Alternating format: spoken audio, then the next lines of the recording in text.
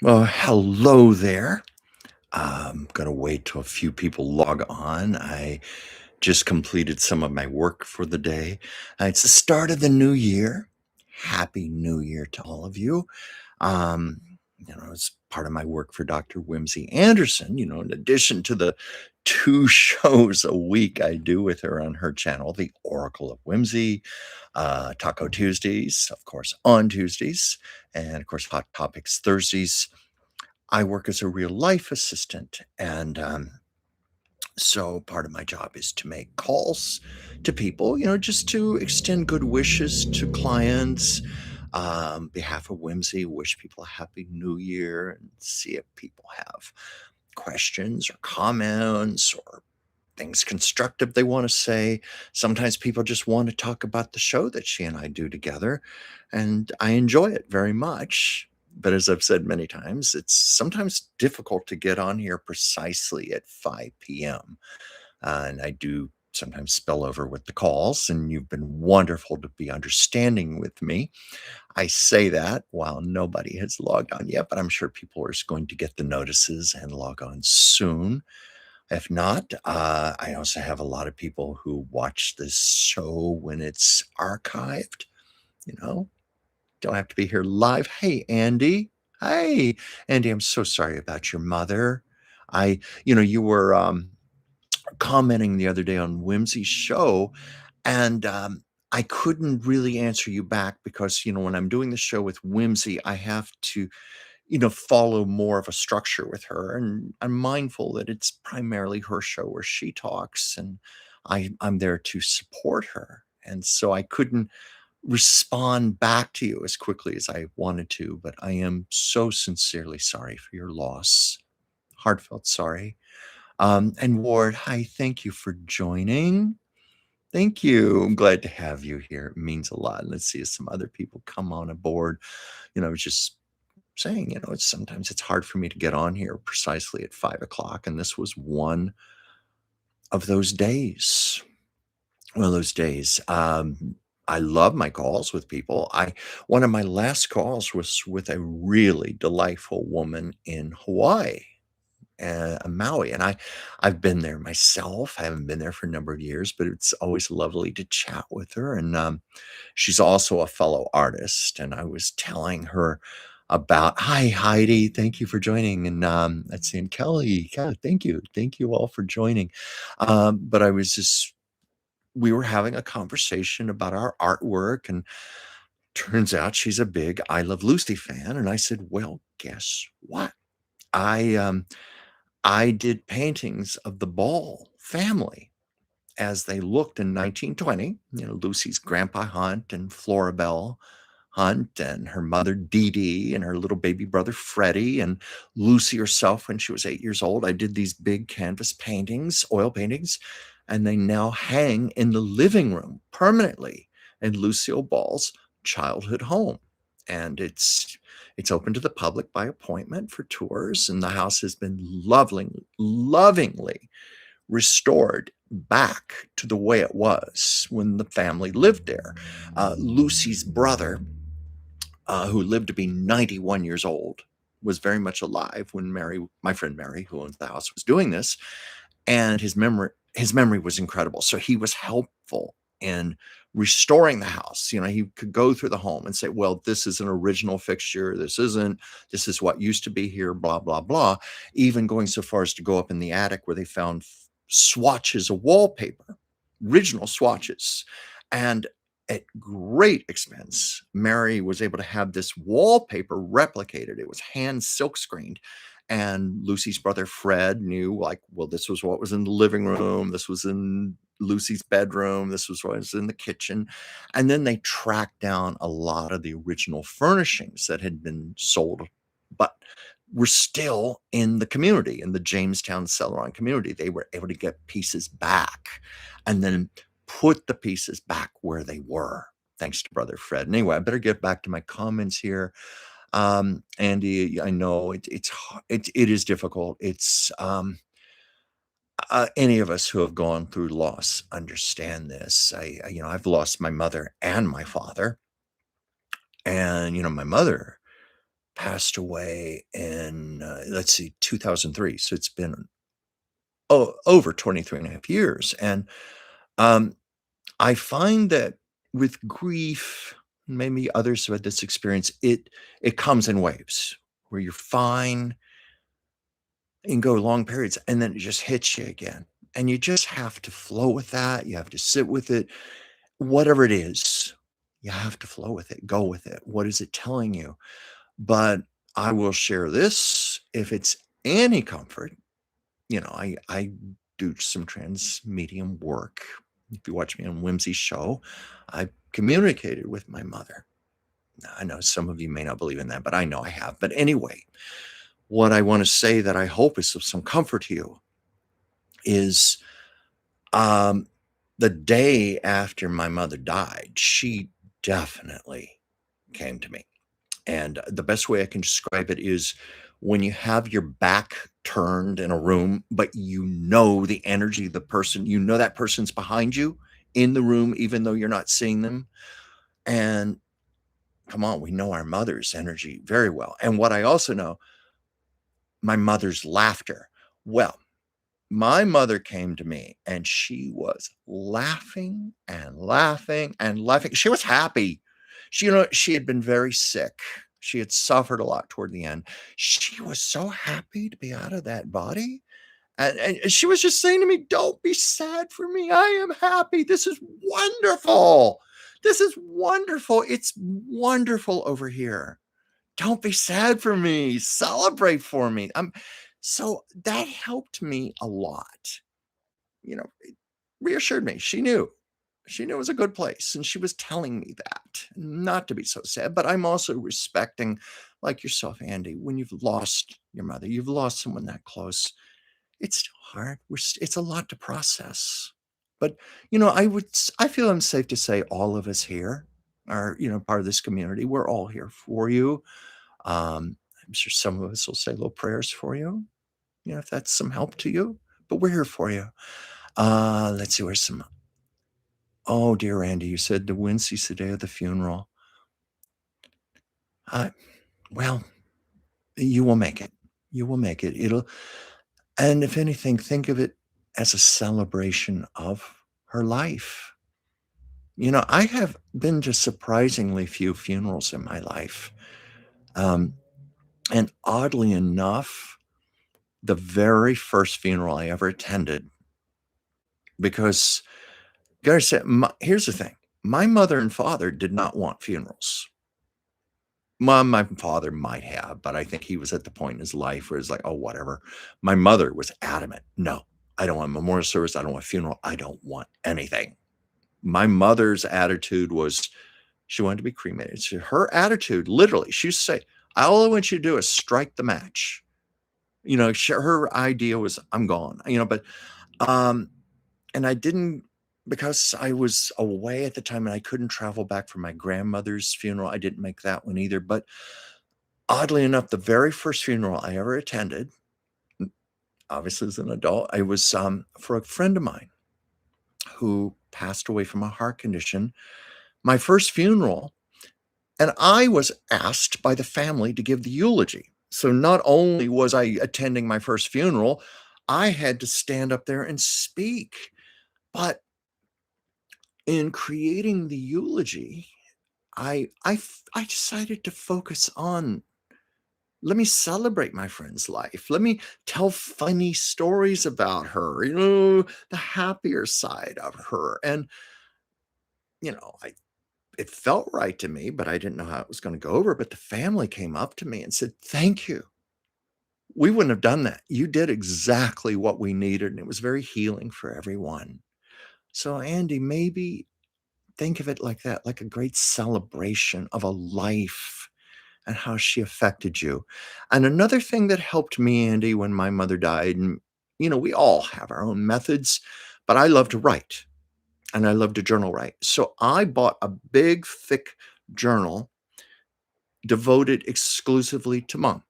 And what I did every time I felt a memory, felt compelled, I would start writing it down. And it was all over the place. There was no order to it, rhyme or reason. It was just a eclectic book of memories and feelings. And I wrote in this big, thick journal for months and months and months until I filled it up. And it was so helpful for me. It was healing. It was comforting. Times I could even feel my mother with me. Never called her mother. She was mom, uh, but she was my mother. But it helped me. And we have to do what's right for ourselves. I just wanted to throw that out to you as a suggestion. And let's see. And Ward, I'm glad you said this also to Andy. Consider that your mother would want you to be as happy as possible.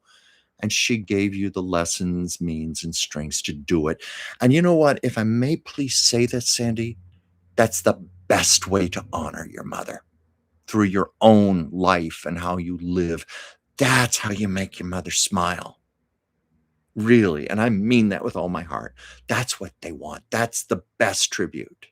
The best way to honor her is through you, through your life, how you live.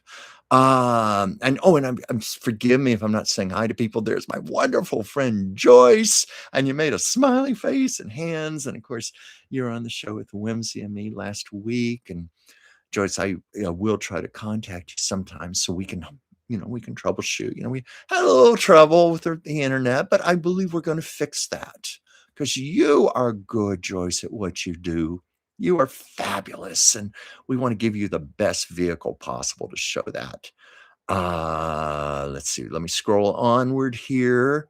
Heidi Christensen, while working, watching, and my customers are annoying the heck out of me tonight. I just want to get paid to type to you while I watch the show. Well, I appreciate that. I mean, I really take that with honor that you want to watch this. Thank you.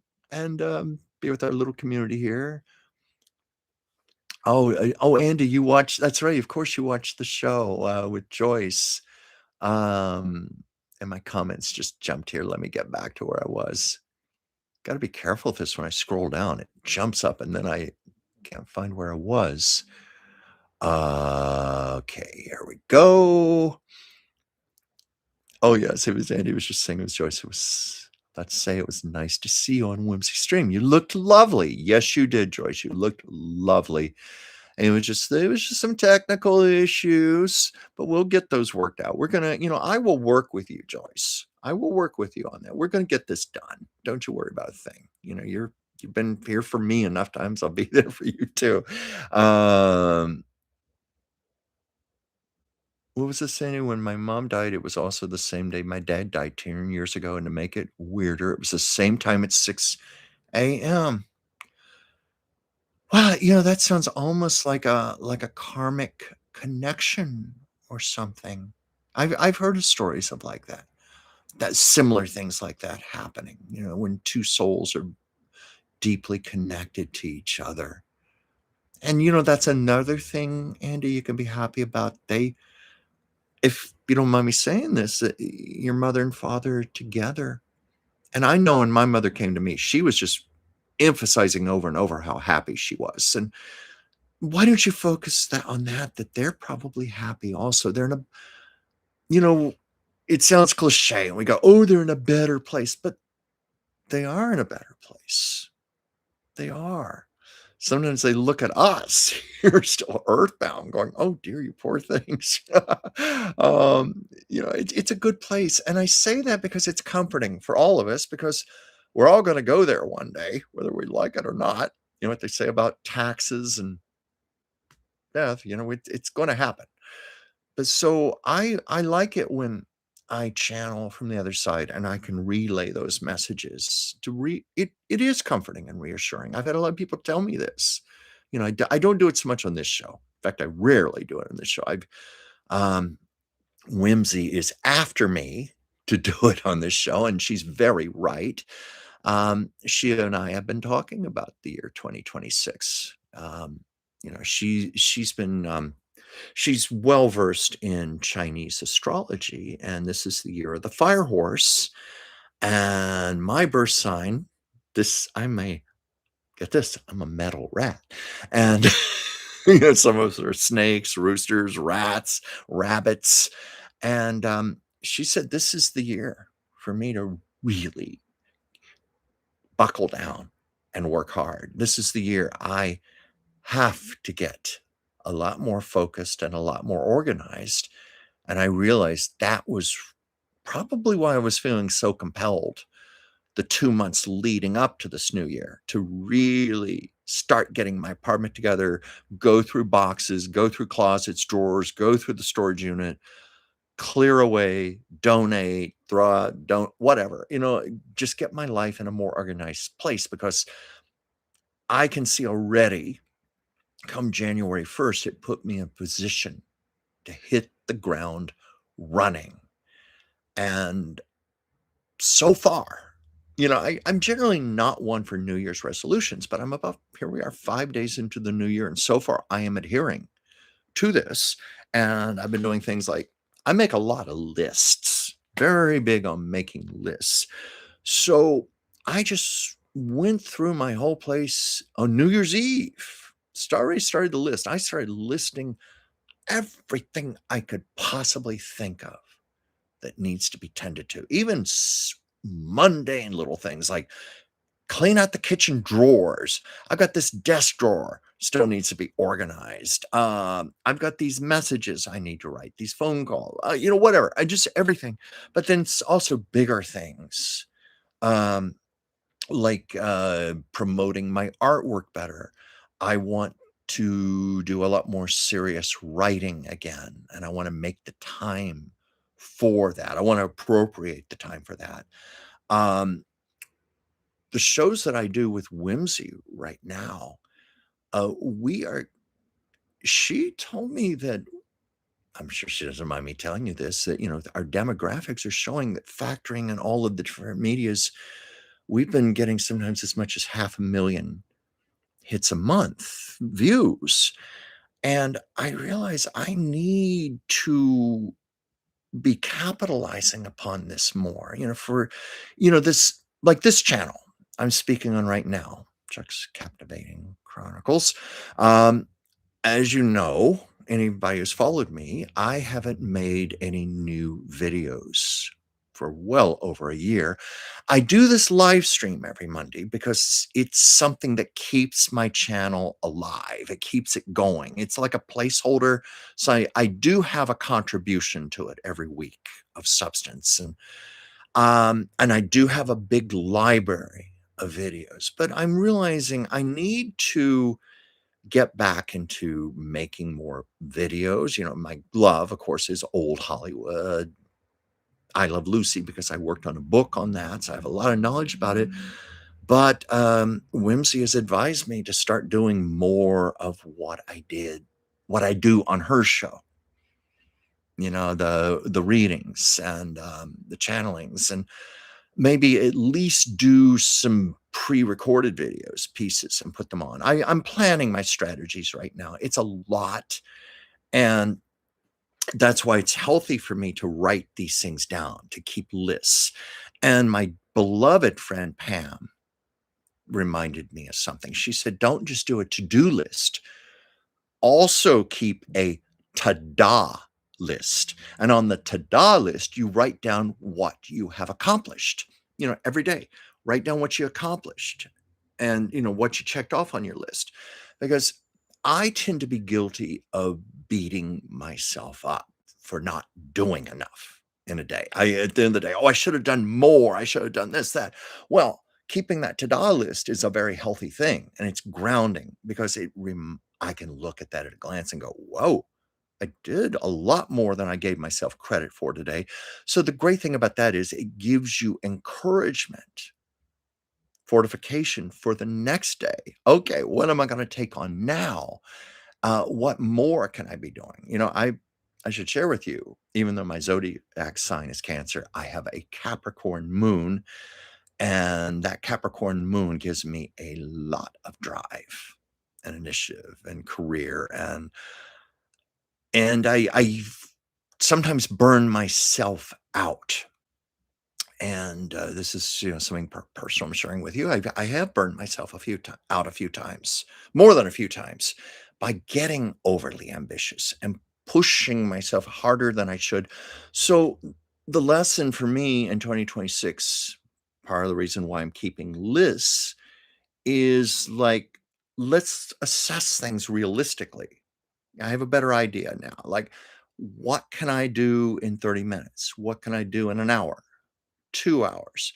But also, and my dear friend Anastasia, who's taking a little sabbatical from her channel, I think she'll come back to it. She reminded me as a former athlete, as an athlete, you can't just push your body and keep going and going and going and going. That's going to lead to serious injury and damage. You have to rest. You have to recover. And I think I have a paranoia about, well, if I rest too much, then I'm getting lazy and complacent. And I've got to remind myself, no, this is just about incorporating some breaks in the day, take some breathers, 10 minutes, 15 minutes, whatever. Have a cup of coffee, go back, and then resume. And I'm finding thus far in these last 5 days, I've been doing that a lot better. And I'm seeing the merit in doing that because I'm actually getting more done this way. Even though it may feel to my little ADHD brain that I'm going too slow, reality is I'm getting a lot more accomplished and I'm getting it done more effectively and efficiently. And let me see where some other comments here. I don't mean to ignore people. It's hard not to get self-absorbed when you're sitting here by yourself talking. I have to remember I've got people out there. Uh, let's see, Andy. Jack, I had a dream that something happened to mom, and then it woke me up. And then 2 hours later, I got that call from my mom that something appeared to her, and it was my dream. It had come true. Yeah. Well, something, Andy, we're all intuitive. We all have psychic abilities, intuitive abilities. It's nothing exclusive.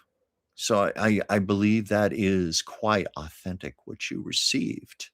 Um, and as Ward just said, she might have been trying to say goodbye to you. You know what? You're reminding me of a story here, real quick, I promise. But I had that happen to me.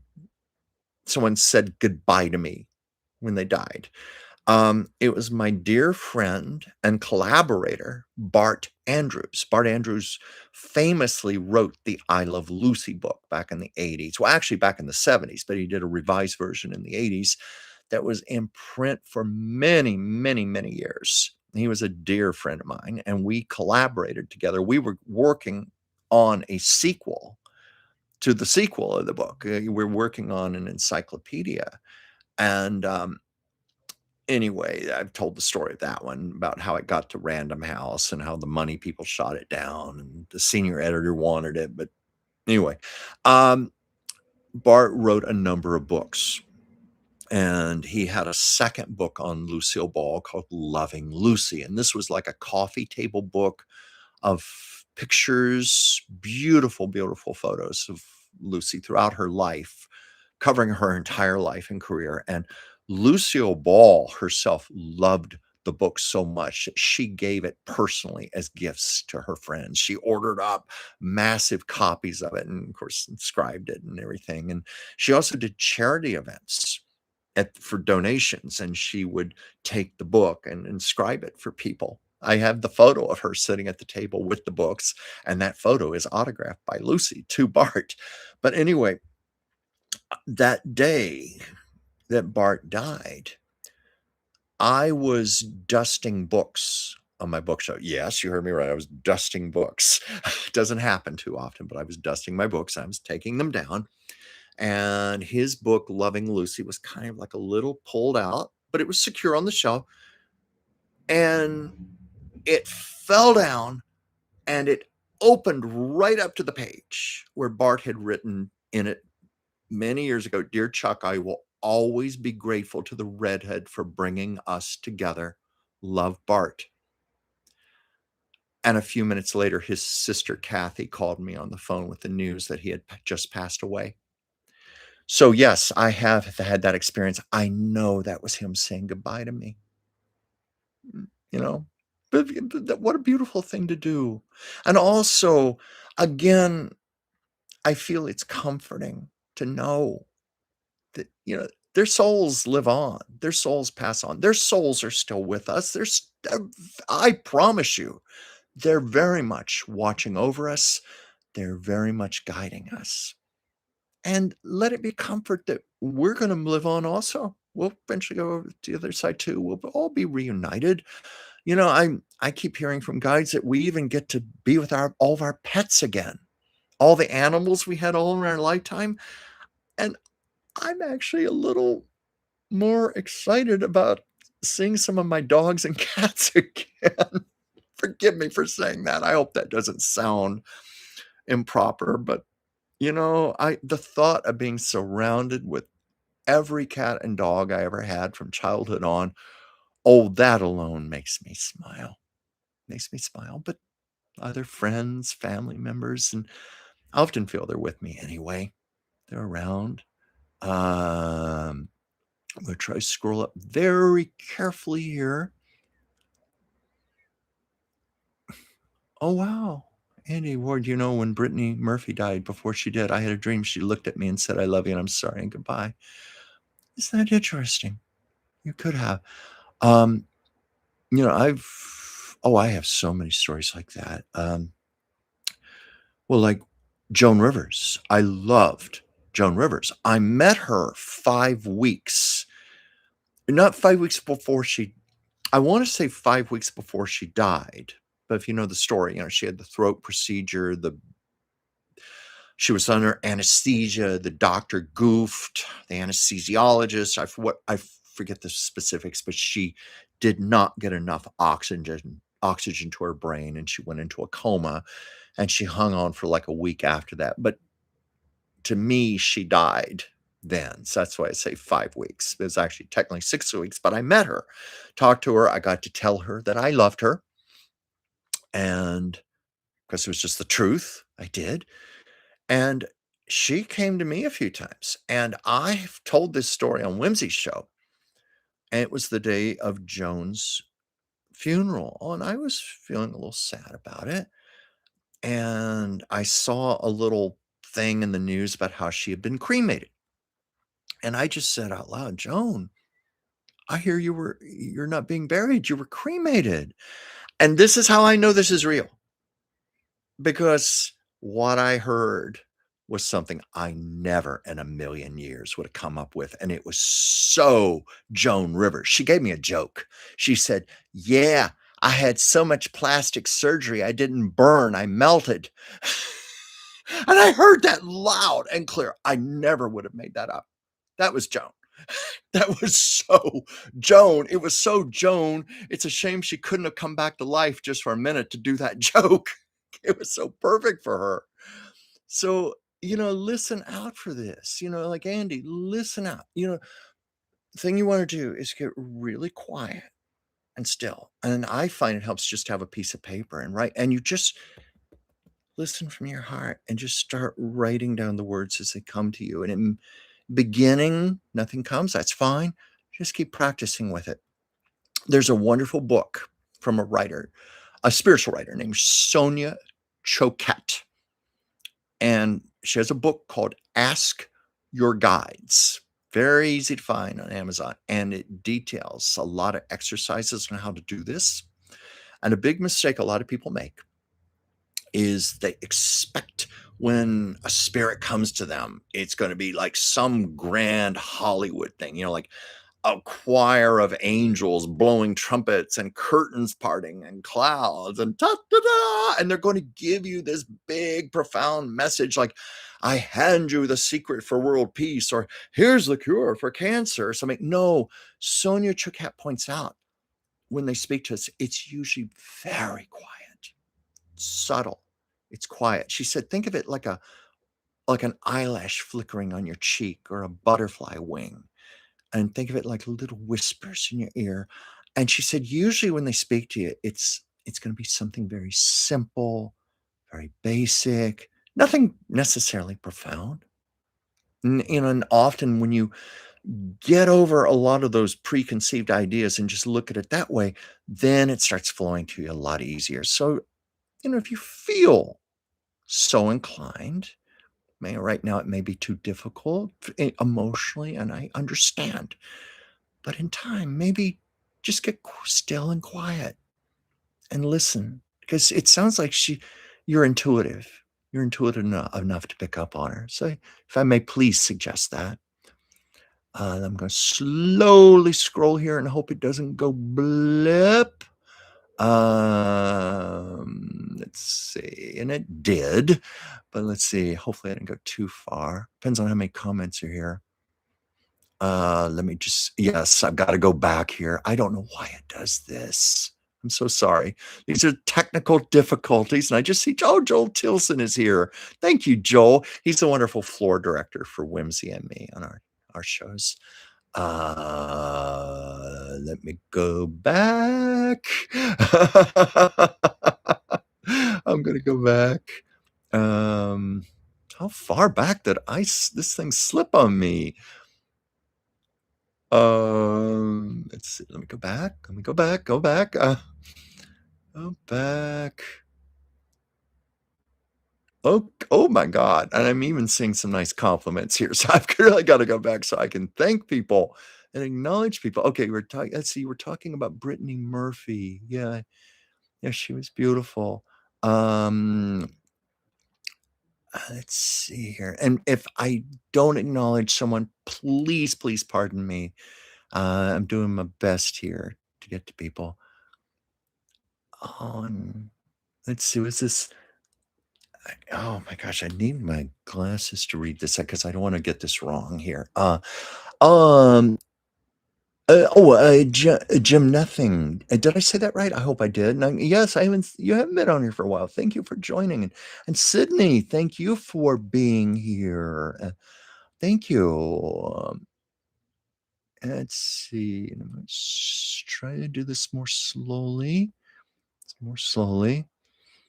Heidi Christensen, like I say, I very much enjoy you, Chuck. Your personality is calming for me and helps me through my Monday night at work. Well, that is quite a compliment. I thank you for that. That honors me. It really and truly does. And oh, and Chris, you're here. Hi, Chris. Hi.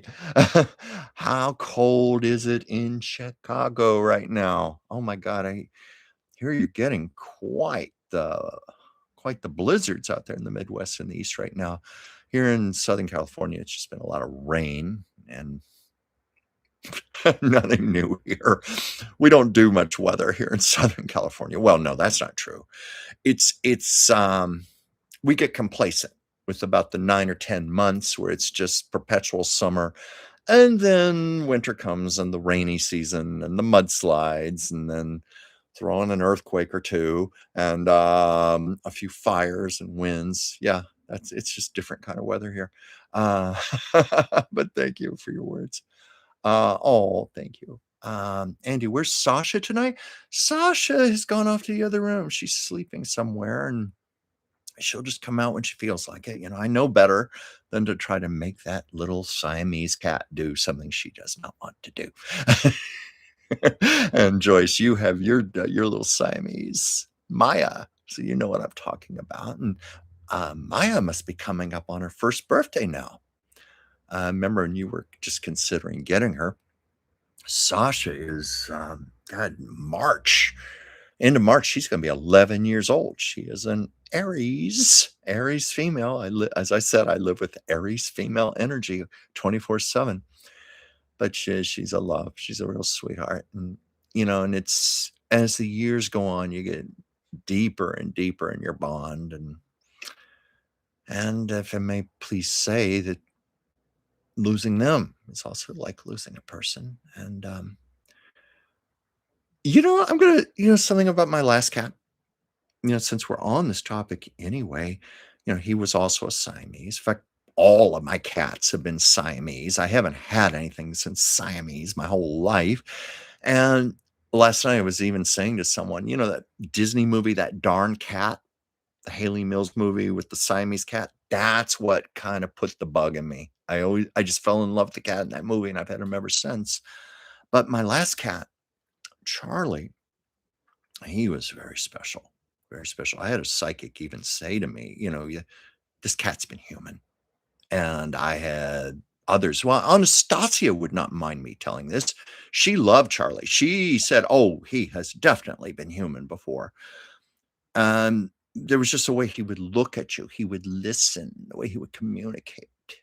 I never had a cat quite like that, so it was really, really, really hard for me to lose him. When he was 14, he had cancer, and he died at the almost literally at the stroke of midnight when New Year's Eve, when 2014 was turning into 2015. He did not want to go into 2015, and he had been gravely ill for about 3 months. And I spent a fortune on vet bills. I mean, a fortune. And put him through an operation I probably should not have put him through. And I was pureeing cat food in the blender and putting it in a syringe, and I was forcing it in his mouth and down his throat, force feeding him, coming home from work to do this. And he was miserable. And I realize now he was saying to me, "Let me go. It's okay. It's my time. Let me go. You're actually making me suffer, prolonging me like this." And I realized that now. But when you do what you do out of love. But anyway, one of the things I kept saying over and over to Charlie, "You have honored me with your love." And I did. I'd look in his eyes, I'd pet him, I'd say, "You have honored me with your love." And anyway, it was about 2 weeks later, and I was talking to a really talented psychic friend of mine who picked up on all of it. And she said, "I've got a message for you from Charlie." Now, keep in mind, I had not told her any of this. She said, "There's something he wants to tell you." And she said, "He said to say to you, you have honored me with your love.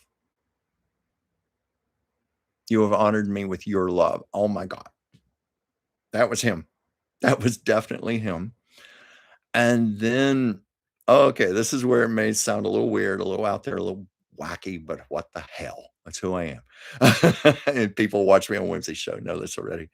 Um, my psychic, Michelle was her name. Michelle said, "Well, he comes to visit you and he is picking out his successor. He's picking another kitten for you." And she said, "Get ready. It's going to be a female Siamese because he knows you like Siamese. It's going to be female this time." And she said, "Well, he's already brought her to see you.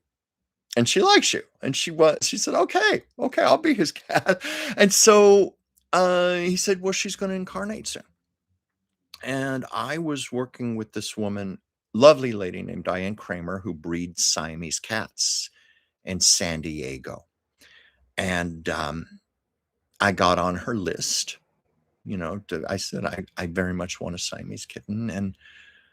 And I got on the list. And anyway, the mother cat was going to have babies. And Michelle said, "Oh, she incarnated. She's going to be in that litter."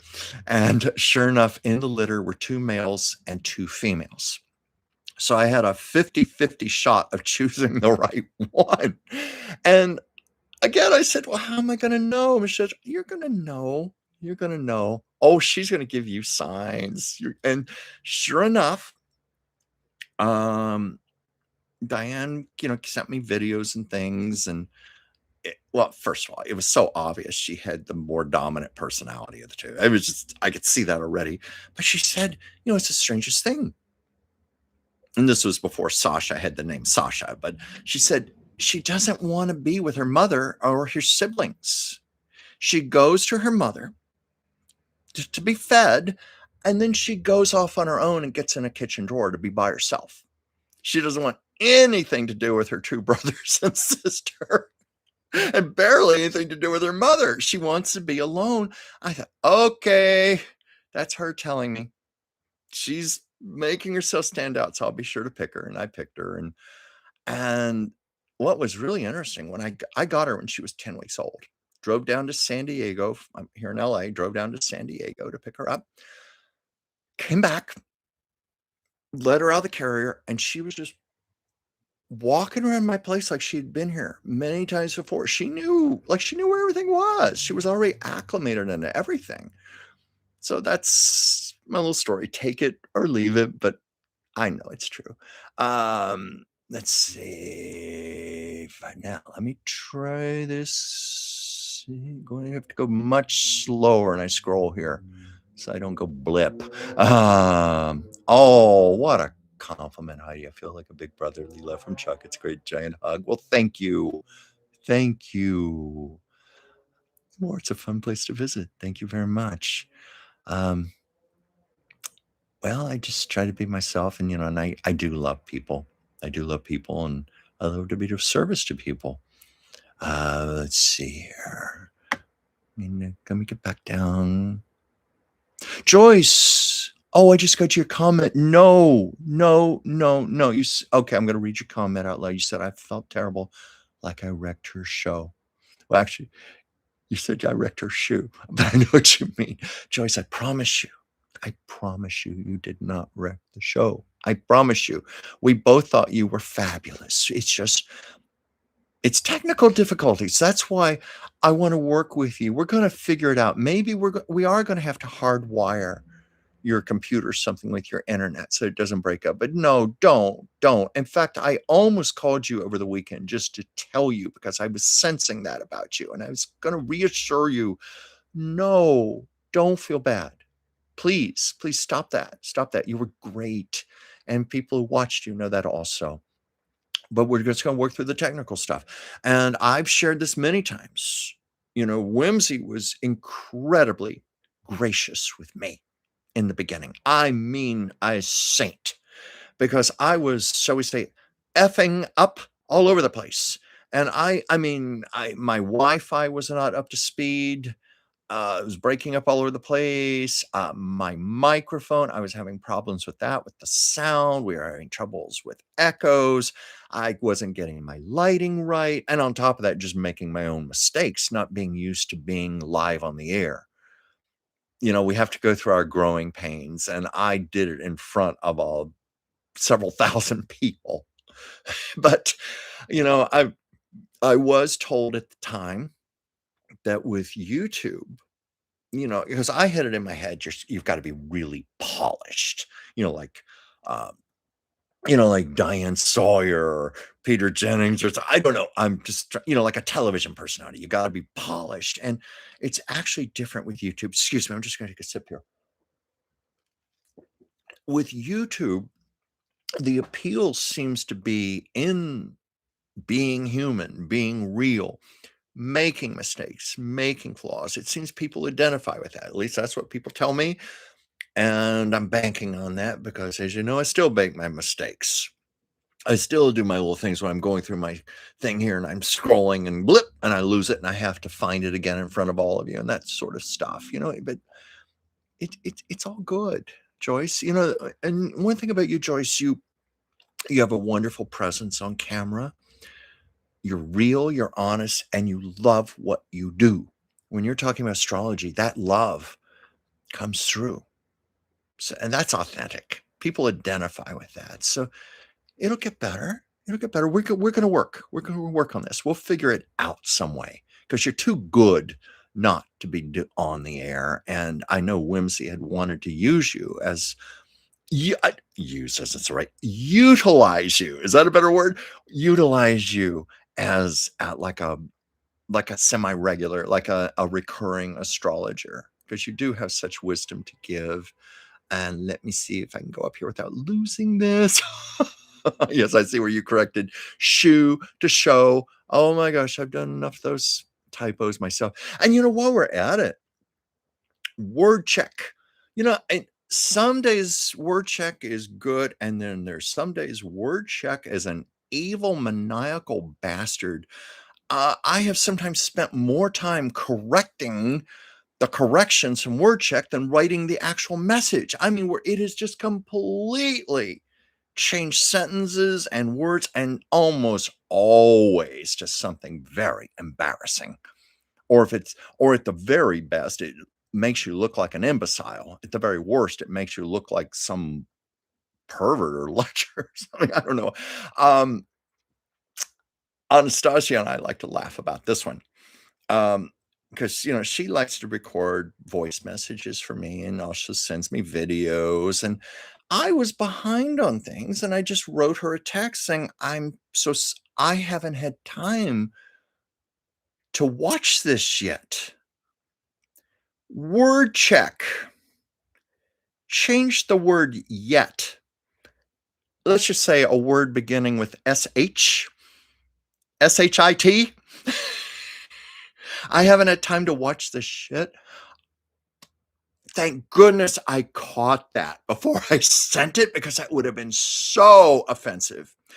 But it was funny at the same time. I took a screenshot of it. I made my correction, sent it to Anastasia, and then I said, I took a screenshot. You've got to see this. You're going to find this very funny. And she did. And she said, oh my God, imagine all of the arguments people get into and people talking to their bosses or their mothers or their boyfriends or girlfriends or spouses. And word check does something like that. It's funny. Like you had your word shoe instead of show. Okay. Anyway, Joyce, I hope you feel better. I mean, I promise you, don't feel bad. Don't. And here, like Jim said, we're glad you're here, Joyce. Yeah. Hi, Joyce. I was wondering what the shoe looked like. I say remember Ed Sullivan. Boy, do I carbon date myself with that, considering his show was off the air like 50 years ago. But well, a really big shoe for you tonight. That was always the big joke when impersonators would do Ed Sullivan. Let's see. And Renee, I meant, hey, thank you for joining. No worries about being late. I'm just always appreciative when people come on here. Nice yellow smiling hand. Everybody saying hello to each other. And Kelly, am I saying this right? Kelly Tchaikovsky? And it's like on Whimsy's show. I'm perpetually apologizing for mispronouncing names because Whimsy likes me to say hello to people.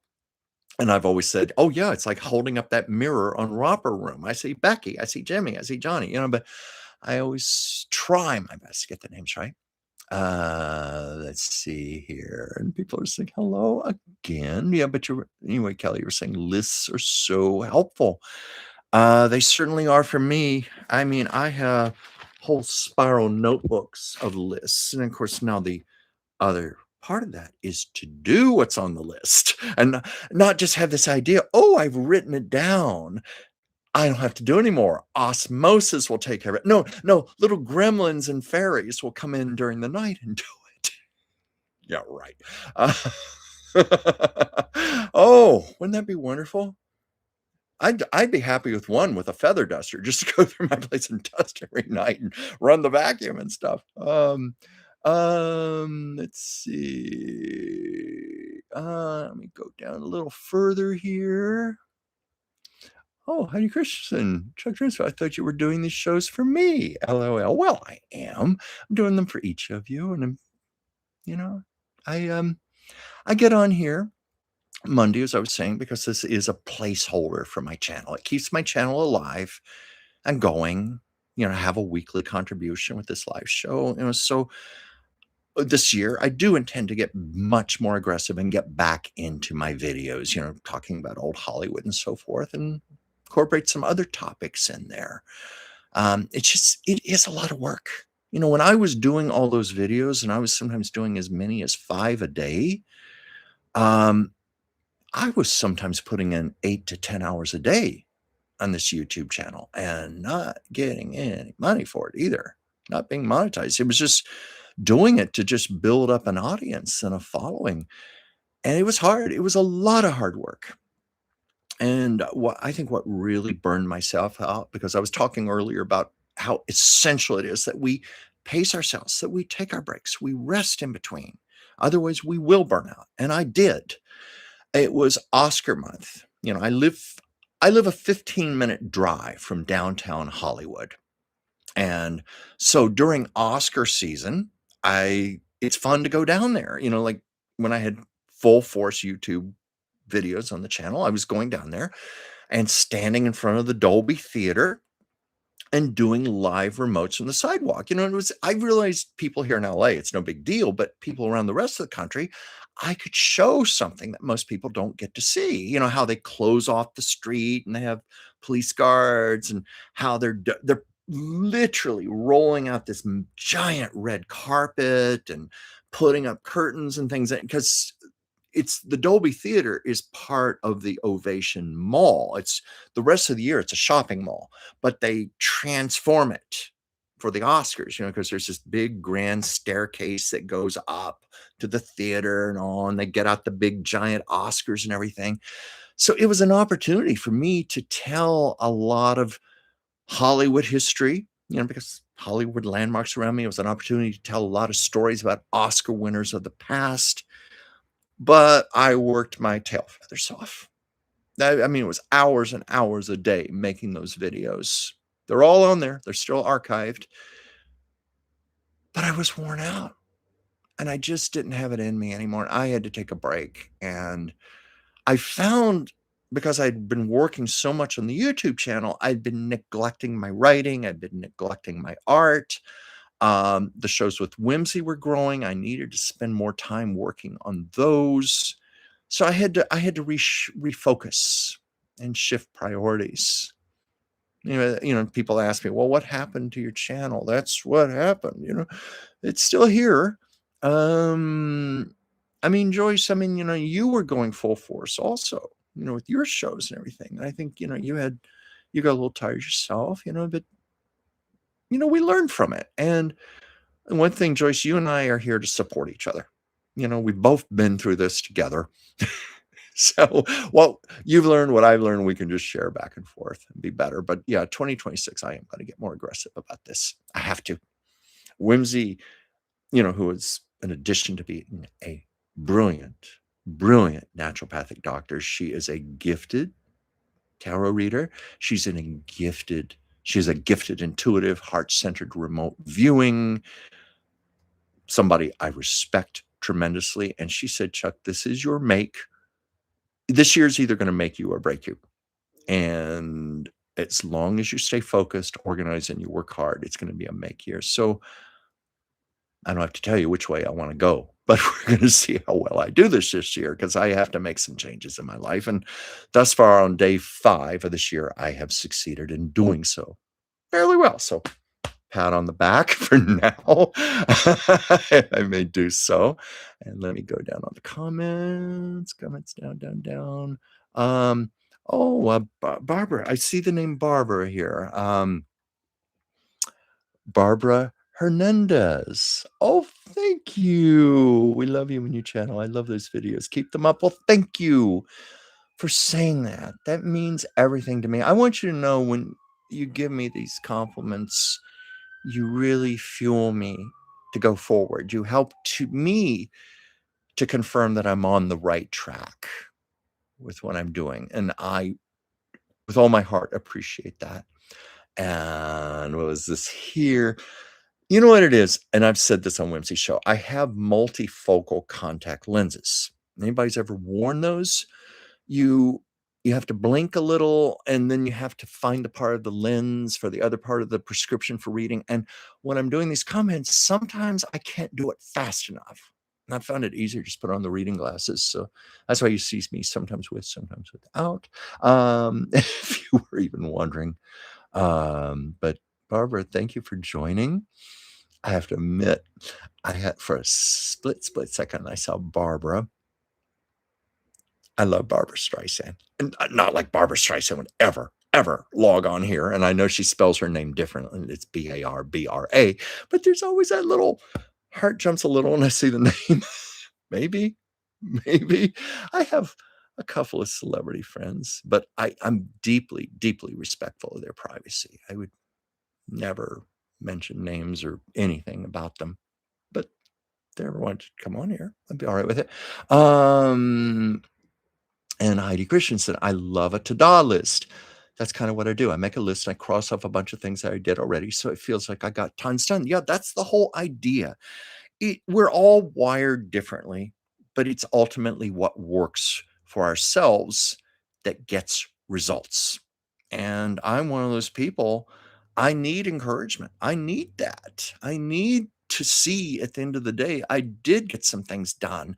And then it makes me all the more excited the next morning. Like, okay, now I can build on top of this, or I can refine this. And, you know, I've talked with my friend Pam about this, about ADHD. I was talking about my sister last night. It just is in our family. It's nothing to be ashamed of because some of the most brilliant minds, some of the most brilliant artists, creators, inventors have it. But one of the hallmarks of this is that we often are lacking in dopamine in our brains. So we constantly, I said I'm someone who needs encouragement. Often that's what it is for us. We need that encouragement. We need that dopamine hit in our brain. And so to-do lists are a great way to go about that. It's very constructive and helpful. I'm glad to hear you say that. Oh, Kelly, and a blessings list. Thank you for bringing that up. And that's something that I have done, but I've been bad about doing it lately. But a blessings list, you really want to change your life every night before you go to bed, even if you just do this for 5 minutes. If you can't even do the 5 minutes, make it 3 minutes, but write down your blessings. I mean, by that, write down what you're grateful for, or write down what is working in your life in this moment. And I emphasize the word in this moment, because being in the moment is so important, because, we can't live in the past. People accuse me of that because my love of old Hollywood stuff, but, I look at it objectively. But we can't live in the past. And when you think about it, the future does not exist. The future hasn't even happened. So we can't project ourselves there either, other than maybe our goals, what we want to achieve. But it's about being here in this moment. And doing a list of your blessings, or a gratitude list, is a superb way to keep yourself in the moment. And I had an exercise given to me once. It's along those lines of a blessings list. She said, when you start to feel scared, you start to feel insecure, say to yourself, in this moment, for example, in this moment, I've got my health. In this moment, I have a car that is in excellent running order. In this moment, I have a roof over my head. In this moment, I've got food in my refrigerator. In this moment, I'm paying my bills. In this moment, I've got money in my bank account. In this moment, I have friends. You see what I'm saying? Because sometimes these things we tend to take for granted and overlook when things are going right in our lives. But it's really helpful to just say that in this moment, I have this. And I've shared that with people, like people going through a panic attack, for example. I just say, in this moment, you get this working for you, this working for you. And I've watched it calm people down. So try it if you feel so inclined. But thank you, Kelly, for mentioning that about the blessings list. It's very powerful. And oh yeah. And Andy, we have a lot of people here who are going to be praying for you and sending you love. And Andy, you say, I wish I had a blessings list. Well, Andy, you can make a blessing list anytime you want. You can do it right now, this minute, while you're watching me. Start writing down your blessings. You can find blessings. Everybody can. Everybody. I promise you. What was this word? That's great to have, even if it's just the people who like you in your life. Yeah. Yeah. Joyce, I'm listening to you. I'm going to make a few. That's a great idea. And Joel, I see her. You're going, hey, Chuck. Hey, Joel. Let's see. And of course, Joyce has Maya. Oh, I have a feeling Joyce you'd definitely put Maya on your list. I'm so sorry. I got to sip here.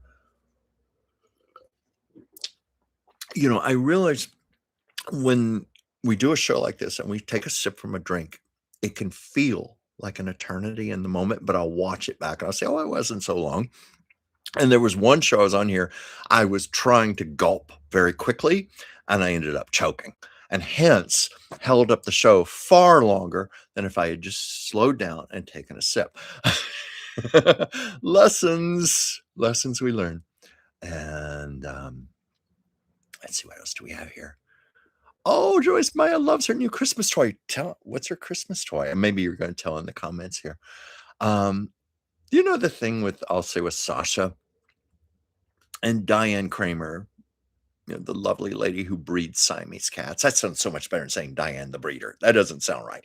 She was saying to me, you know what? Cats are usually happy with a wadded up piece of paper or take a bread wrapper and coil it up and throw it on the floor. She said, you know what? Most of those toys you see in the stores, they're geared for humans, like with the little googly eyes on them and the feathers and the bells and stuff.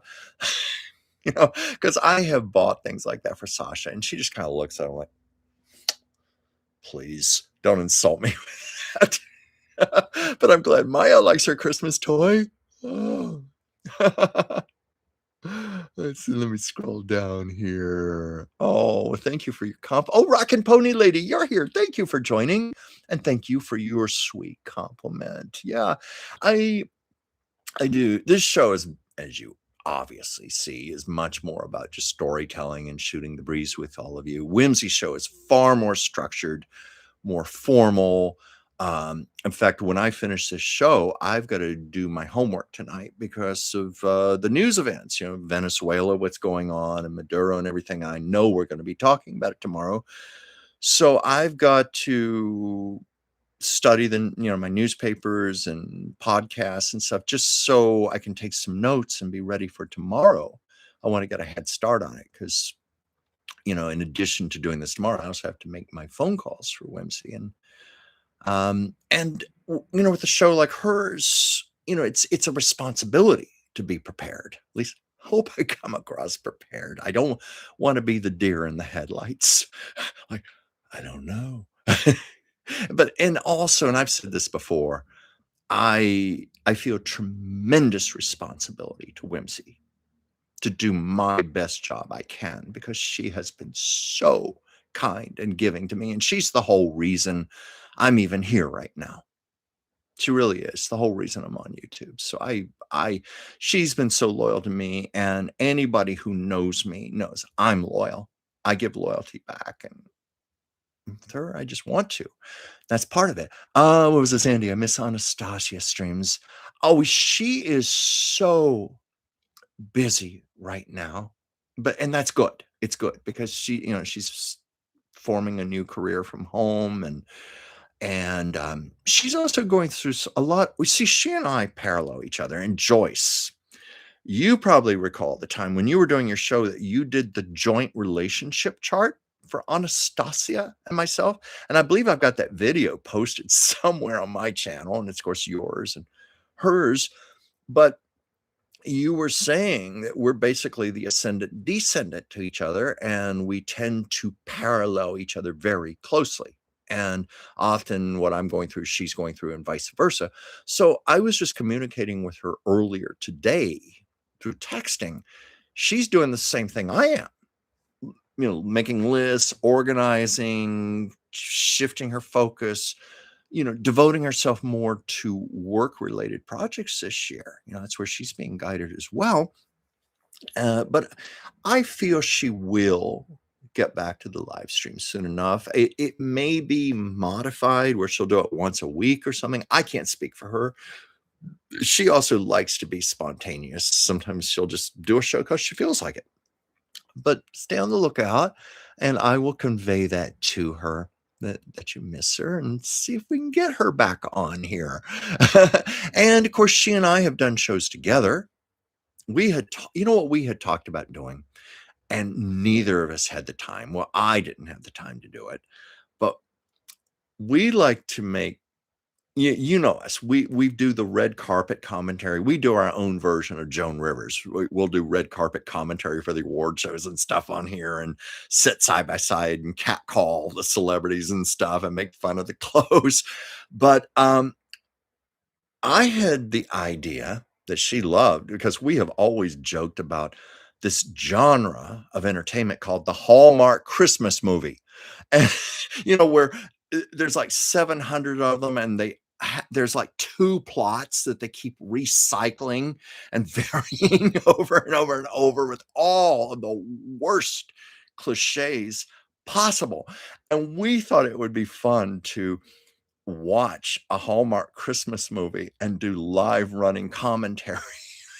It's on. Of course, Christmas is over now. Maybe we would still do it with one of the Hallmark love stories because they're the same way. It's just the same plot they keep recycling over and over. Uh, Big city career woman who gets assigned to go to the country to foreclose on this ranch because they're behind on their mortgage, and she falls and well, no, she has an altercation with this lumberjack or Christmas tree salesman or something. And it turns out that he's the grandson of the widow woman who owns the ranch. And they end up falling in love. I don't know, but those all the bad cliches. But we thought it would be fun to really make fun of that. And maybe we will. At the very least, award season is coming up. Oscars, if nothing else, Anastasia will and I will have to get together and sit here on the couch with the big screen TV over here, and we will make the bitchiest, cattiest comments. We're very good at that. We even had some comments of people said we were going too far. And we did. And I'll tell you something else about YouTube. We discovered, much to our chagrin, because we originally had this plan. We were going to have my big screen TV behind us. And we were going to have chairs in front of it. And we were going to have the Oscar red carpet show go on behind us while we were like watching a little monitor and commenting. I guess it has to do with copyrights because YouTube, we appeared on the video, but the TV screen was blacked out. How did they do that? And I guess that's just the way YouTube works, so we had to quickly shift our seats around and all of our lights and cameras and everything and change it to the couch, have the TV out of view. It was not the same, but we were banking on the fact that people at home were watching this live. So we could comment on it while people were watching it. And so we'll probably do that again this year. We always have fun with that. We've experimented with things. We even experimented with a selfie stick, holding it out in front of us while we were walking down the sidewalk. And it looked like we had our arms out holding that. It looked like we were like walking a horse or something. It looked absurd. And it was very hard for one of us not to walk in front of the other person. And, because it was all live. That's why I say, Joyce, there's always a lot of technical bugs to work out until you just get used to it and comfortable with the medium. This was one of your first times in a long time you'd have done this, and it wasn't not you, it was just your Wi-Fi. So we'll fix that. Let's see here. Let's see. But anyway, Andy, she's doing okay. Heidi Christensen, when I was 10, my grandpa died. I was devastated. He came to me one night and told me not to cry. He loved me and would watch over me. Said he got permission to accompany me through my lifetime. Wow. Yeah. Oh, yeah. I devoutly believe that. I know we have spirit guides. Trust me on that. We have such a network of guidance. And there's so much they are doing on our behalf behind the scenes we're not even aware of. There's so much out there. Like it's almost like wheels turning in the machines, cogs and wheels and stuff. There is so much taking place on our behalfs. Like when we make a request, when we make a wish, we make a plea, we get heard. It may not feel like we're heard in the moment because it may take quite a while for it to happen, or it may not look the way we want it to look or the way we expected it to look. But I've come to trust that it is the best way. It's the best solution. They on the other side, there's so much love and so much support, and they want the best for us. It's just sometimes that best might be painful, it might be a life lesson, but it's something we have to go through, and we in hindsight, perspective of time, we see how it was perfect, it was exactly what it was supposed to be. Um, let's see. Oh, yeah, Ward, that story about Bart. Yeah.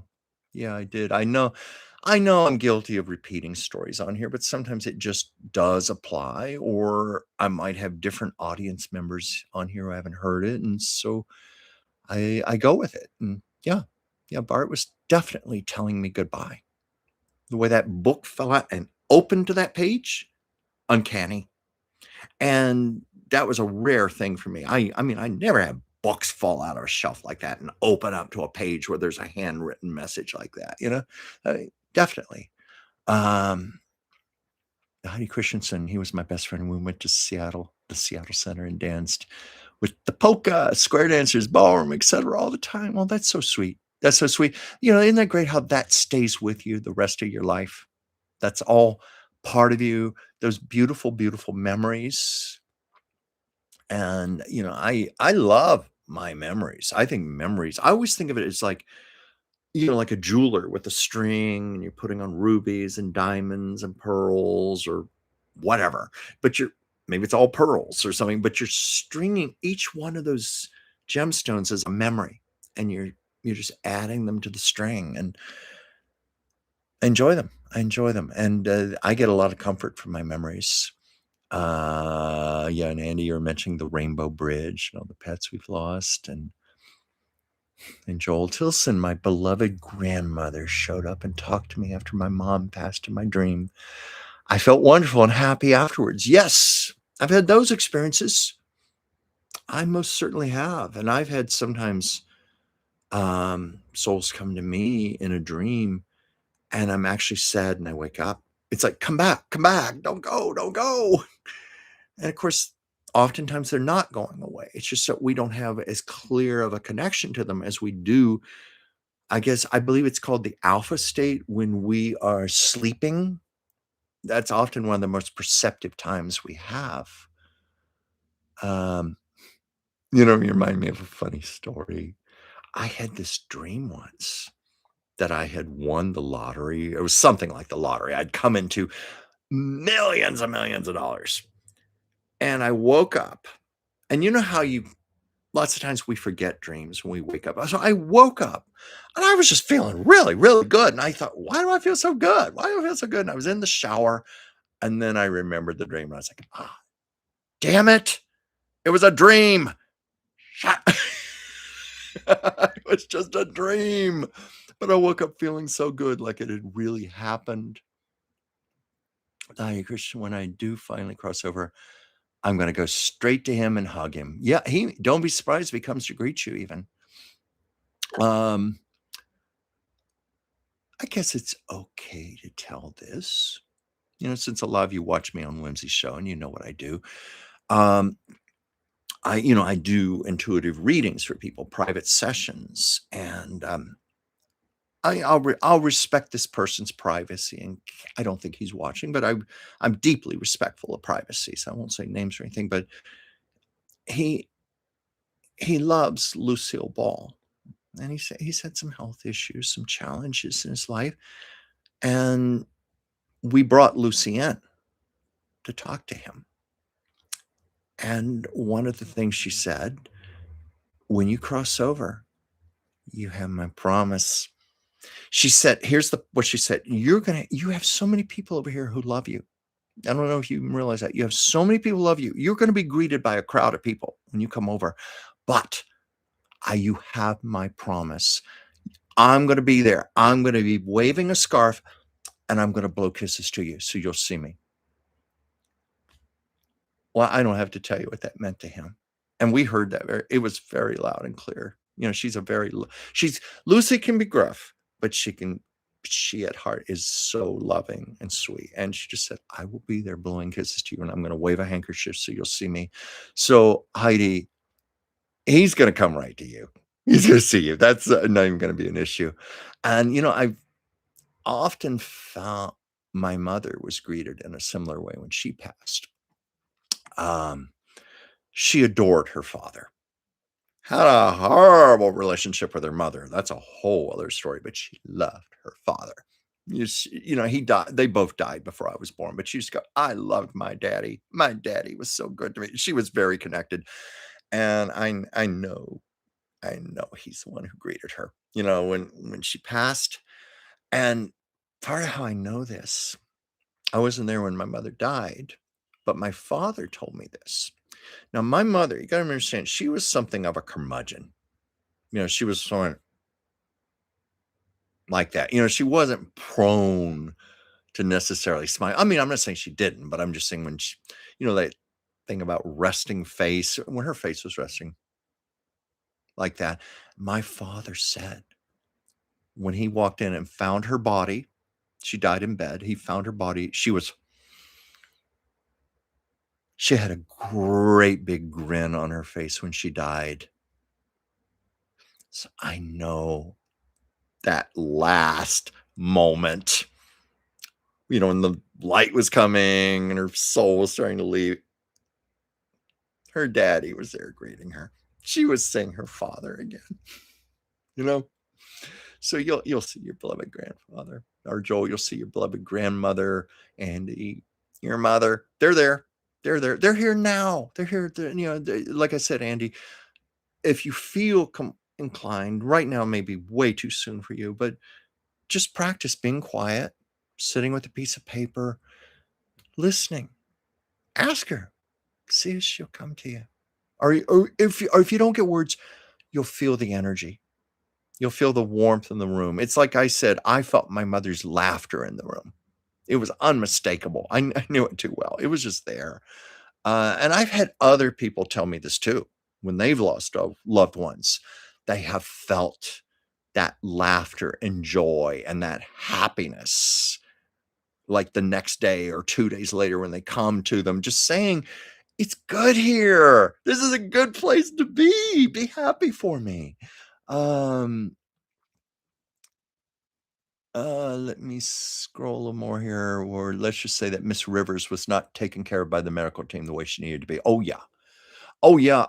Melissa Rivers got a huge out of court settlement for that. I mean, and I have, knowing Joan Rivers, she was probably there going, Melissa, sue him, get all you can get all you can get. I know Joan was probably doing that, but Melissa was, of course, devastated. She loved her mother very much, and it was horrendous. So please, no, I'm not making light of that. Please forgive me if you thought I was doing that. Um, but yeah, she took them to court, and it was settled quietly out of court, but I don't know if those doctors are still practicing or not, but maybe they were trying to keep it from going public. I don't know, because it would have been devastating. I heard that the doctor who operated on Julie Andrews, when she had the vocal cord nodules removed, and it ended up destroying her singing voice. Her whole upper register was destroyed, and she got a big out of court settlement. But I heard that doctor did not work anymore. It ruined his reputation. I mean, nobody would want to be known as the surgeon who destroyed Julie Andrews' voice, or the surgeon who killed Joan Rivers, Oh, Jim, you're back. Um, let's see. Okay, I'm just going to scroll through here, trying to speed things up just a little bit, because I'm going to have to go in just a little bit. Let me see here. I lost my place again. I'm so sorry. I was trying my best to go down and not lose it. Okay, I've got to go back up again. This is frustrating. I don't know why it does this. Let's see here. Oh, okay. I'm going to keep scrolling here, but I just caught one from Joel Tilson here. Yes, Joel, your questions on Whimsy's show are extremely helpful. You ask very intelligent, relevant questions. No, absolutely. Absolutely. And thank you. But let me go back here and find the place again. And I am so sorry if I skip people's comments or something. I promise it's done with sincerity here. Okay, I better put these on. I gotta read here because I'm seeing. Oh, I gotta go way up here. Shoot. Um, what was this? Oh my gosh. Oh my gosh. Okay, you are patient. I promise I will just stop in a moment because I do not want to stop the show here for this. But darn, darn, this skipped over a lot of stuff when I just went down a little bit and it just everything disappeared. Okay, let me go back up. Okay,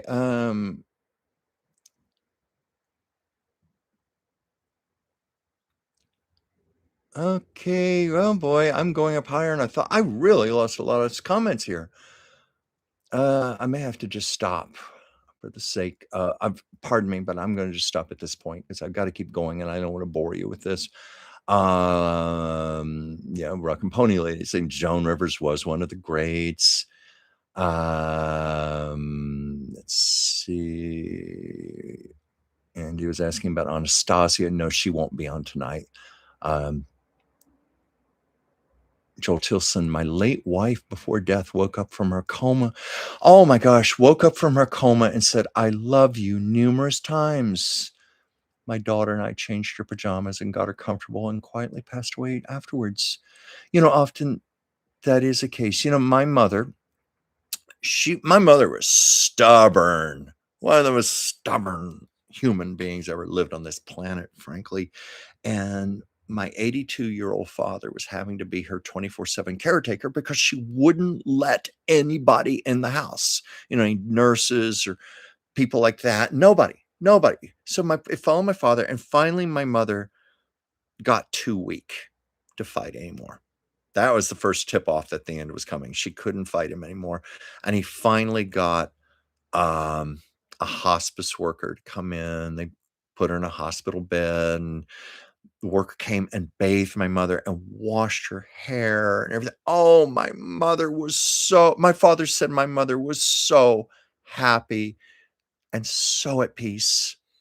And she passed away 3 days later. And I think that helped her to transition just by being more comfortable. Um, Heidi Christensen, he came to me and again in my 20s when I was heading to Chile and said he'd always wanted to go and was going to tag along. I believe that. I believe that. Oh, spirits come with us all over the place. They do. Pardon me here. That's great. You got to have that adventure together, and you did. Let's see. Andy, Chuck, I like the glasses. To me, they look like glasses I use for racquetball. Yeah. Um, Joyce, is your computer working better with a direct Ethernet connection?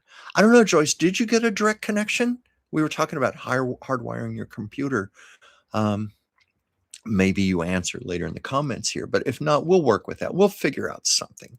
As I said, you're too good not to be on the show. What was this for? It's Joel Tilson. It's interesting how sometimes folks will have one last moment of clarity, hanging on to the edge for a long time. I hope you and your daughter were comforted by that. Yes, I have heard of that. Many times they will have that moment of clarity where they come back for a while. Yeah. And that's a gift to itself. That's quite a gift when you get that. Let's see. Let me just slow. I don't want this to blip again. Let me see if I can scroll down. Let's see. We're saying it sounds like your grandfather's parents helped you to make your trip to Chile. I do believe that. And Andy, don't worry about being a downer. Come on, you're just being human. You're just being real. You're being honest, and you've got a lot of support here.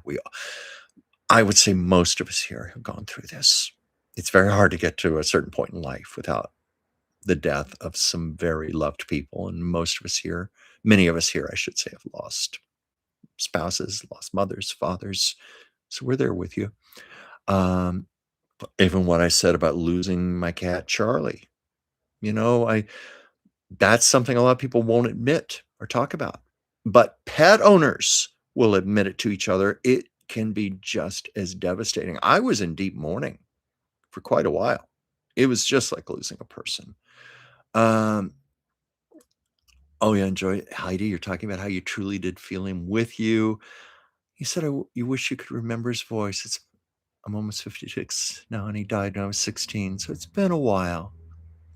You know how it was just like I was saying, when you get quiet and still and you listen, and no, I hear it, it's usually silent, but you never know. Ask him. Ask him if there's a way you could maybe hear some of his voice or trigger your memory. Maybe that's what he could do for you, because it's the memories are still there. They're still tucked away, and maybe the memory of his voice would come through. You know, I can still hear my grandmother. She died. God, it's this year's going to be 44 years. And the only moving footage I have of her, remember Super 8 millimeter home movies? No sound, just Super 8 home millimeter film. I do have about 2 minutes of her, of a Super 8 film that I transferred to digital, but no recording of her voice. But I was amazed, even watching the silent video, her personality, I could still feel it very much. It was still very much there. And I'm grateful to have that little bit of footage. Pardon me. Drink coming up on me a bit. Let's see here. Joel, my late wife and I are soulmates. Yeah, I'm a big believer in soulmates. You know, I have a dear, dear friend. He and his husband, they were well, they got married when it was legal to get married, but they had been together for over 20 years. They had a 27-year age difference, and I have to say it was the best marriage I have ever seen in my life. I've never seen two people more in love, and they were definitely soulmates. Definitely soulmates. And it's been 6 months since he died, and my friend is still trying to recover from the loss. And it's just people handle it in different ways, and this was hard to lose a soulmate, but that soulmate connection will be there forever. She's always there, and she's reaching out to you. I know that. Um, what was this here? I better do this because I've got to watch these comments closely that I don't lose them. Yes, Kelly saying, Andy, you're not a downer. Express your feelings freely. Heidi, I love that movie, That Darn Cat. Yeah, that's where my love of Siamese cats came from. Yeah, some of these comments I won't repeat because some of these are for you personally, Andy, and I'm sure you've seen them already. You've got a lot of love here. That's what's obvious. Please take that love in. It's there. It's here for you. People sending hugs and things. Oh yeah, we got good people here. We got like-minded people. And Joel said, after my wife passed, a beautiful falcon showed up and sat on our backyard fence next to my wife's bedroom window and stayed for an hour. That was my wife saying, I'm okay. You know, my friend Dee Wallace, the actress, started ET, this extraterrestrial. She used to be my acting teacher. She went through this. The father of her daughter died unexpectedly while she was on location in South Africa. And they would only give her 3 days off to fly back, bury her husband, console her daughter, and then be back on the movie set in South Africa. But she said that her husband, Christopher Stone, I believe that was his name, Christopher Stone, loved owls. And it was not long after his death, Dee was taking her daughter to school, and they were walking out to the car, and right there in the driveway, right square center in front of the back of the car, was an owl feather. And they both knew. That was his way of saying, I'm watching over you, and I'm with you. I'm with you. Yeah.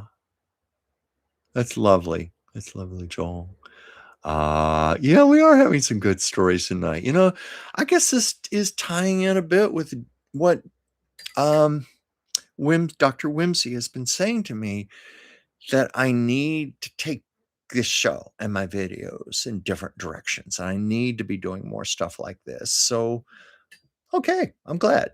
That's the beautiful thing about being in the moment. Because I'm very spontaneous when I come on here. I always have, to be safe, I have a few stories written down, just to prompt myself in just case there is some dead air time or something. And that doesn't happen too often, but just so I have something to talk about in case I need it. But usually I get on here and I'm with the rest of you and you guide it. This is your show too. We just take this where it needs to go. And I'm going to be on just a few more minutes because I do have to go soon. But let me see if I can get through these comments here. Um, yeah, let's see. And I hope you'll pardon me, please, if I skip over a few. Please pardon me. Oh, Jim Nathan, one of the cheeriest cats I've ever owned, and I've owned many, was a female Siamese. So yeah, I have a female Siamese. Even though she's been gone for many years, I still cry and I think about her. I loved her so. Oh, I know, I know. I miss all of mine. Still do. There was one in particular. She died. Oh my God! I just realized I'm coming up on the 25th anniversary of her death because she died in. I don't remember the exact date, but it was like early, like first, second week of January, 2021. Oh, how I loved her. Oh, how I loved her. And loved her so much. And I was going through my closet a few years ago, and I found this jacket that I hadn't worn for a long time that I loved, and I thought, "Oh, I'm so happy I found this." It was covered in her cat hair.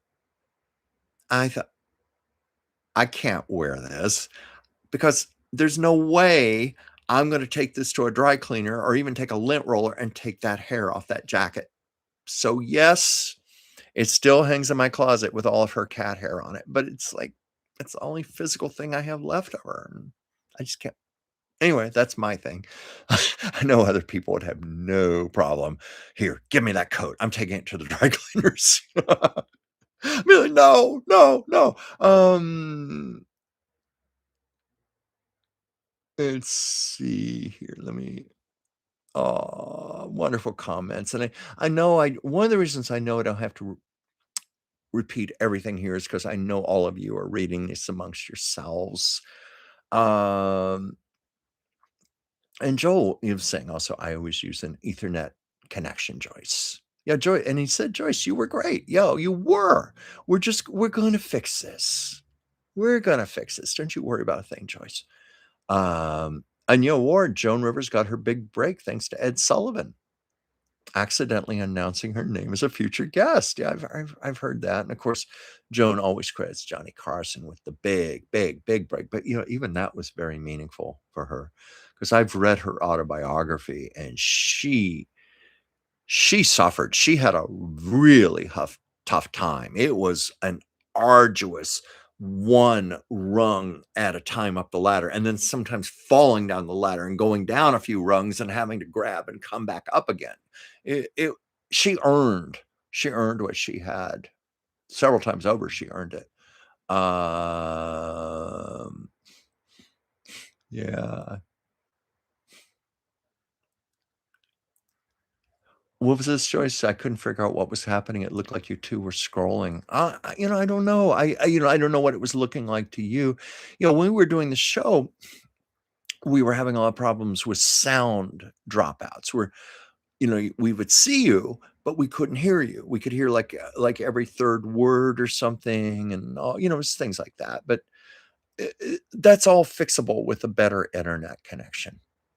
So that's what we'll have to do. And Joyce, I think it would really be worth your while, if you don't have the hardwire connection yet, because I know we would like to use you more, and hopefully you'll get back into your own shows again, and it's just going to be better all around. I know when I started doing the shows with Whimsy, and I was having all my problems. I didn't have to hardwire, but I did have to invest in a higher bandwidth. It was just essential because similarly, lots of dropouts and problems, and Whimsy was patient with me, but I know it was annoying. But she stuck it out with me, so we'll get this. And, was this Heidi watched White Christmas a couple times over the season this year. Oh god, I love White Christmas. I watch that every Christmas. And, it's on they used to have it on Netflix just seasonally. Now they keep it up all year round, and I will admit one year I watched it in the middle of July during a heat wave.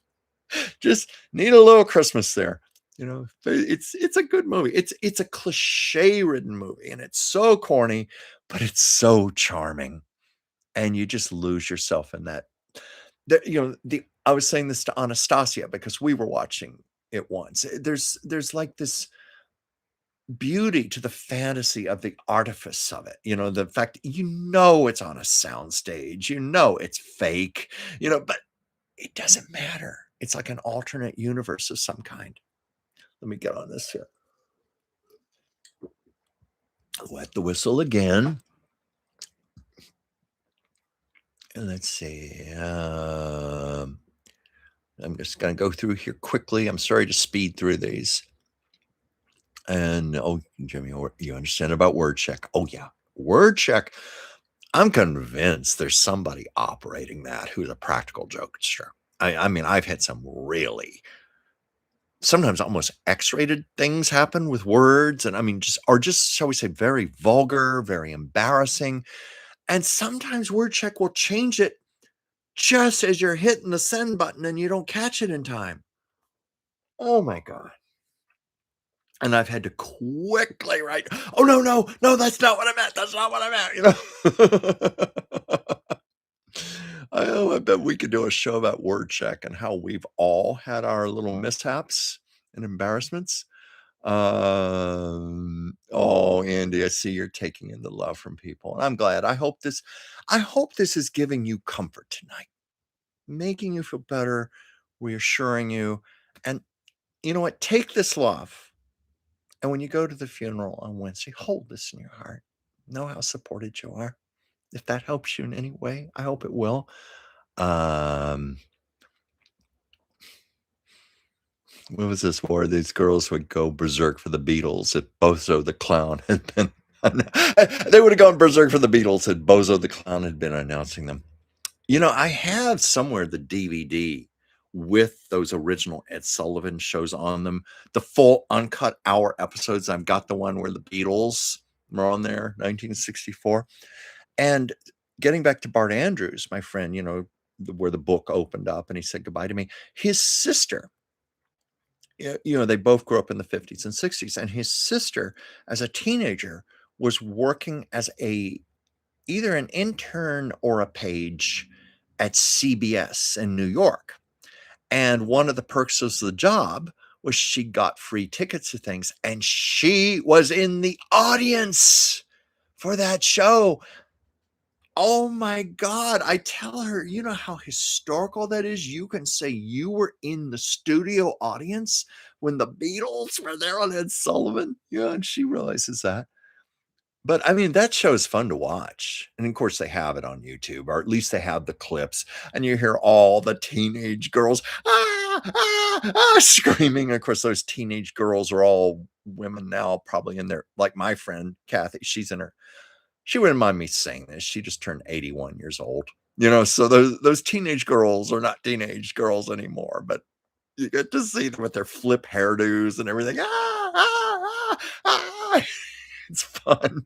I guess every generation goes through it. And oh yeah, Joyce, of course you have our support. You got mine. You got my word on that. We're not going to desert you. We're here to support you. Oh, thank you, Jim. Thank you for your sweet words. Saying you love the show. Love my show.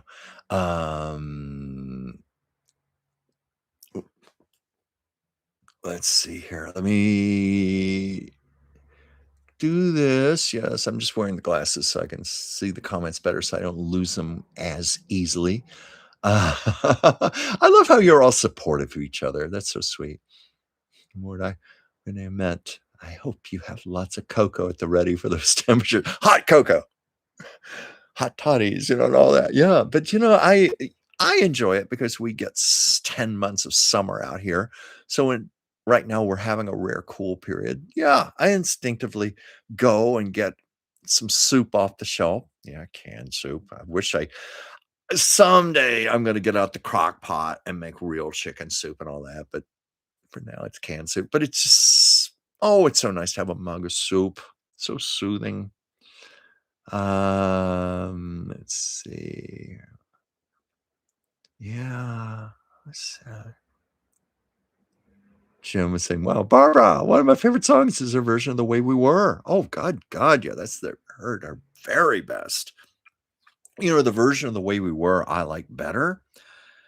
She did a commercial version, is the one that gets played the most, but the version that was used for the movie soundtrack has the lush orchestration with it. It's more traditional, in keeping with the 1940s theme. Oh, to me, that is many times better. I love that version of the song. And pardon me, my contact lens slip here.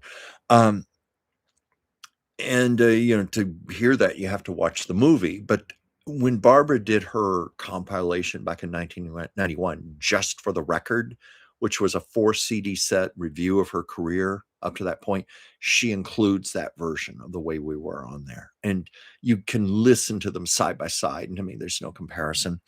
And you might also know that Alan and Marilyn Bergman uh, and Marvin Hamlish did an alternate version of The Way We Were that was not used in the movie that Barbara recorded and included on Just for the Record. And she calls it The Way We Weren't.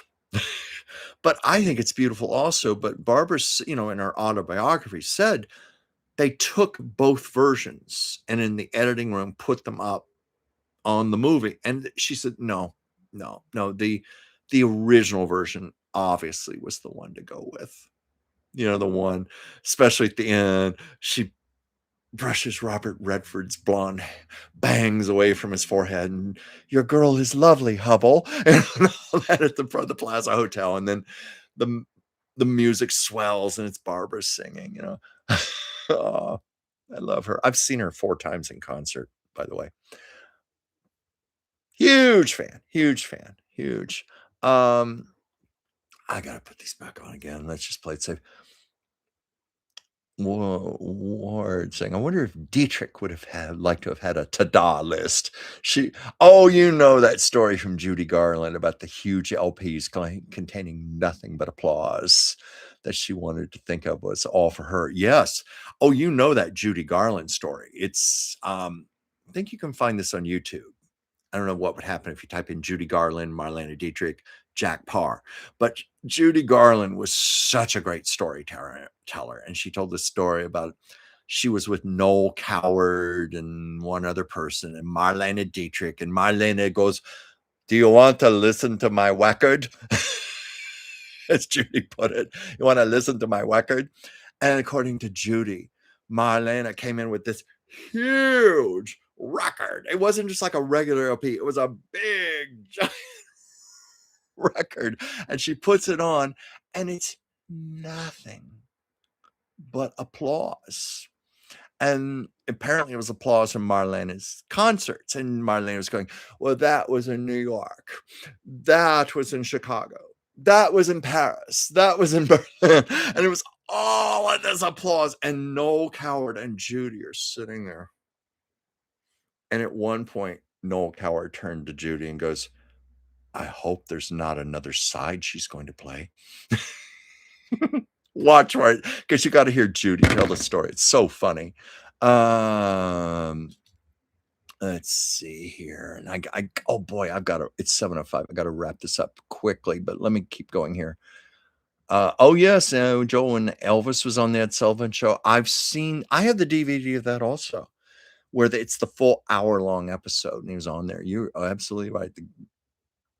Those teenage girls, I guess, would now be in their 90s. If they're even living, yeah. They were going wild then, too.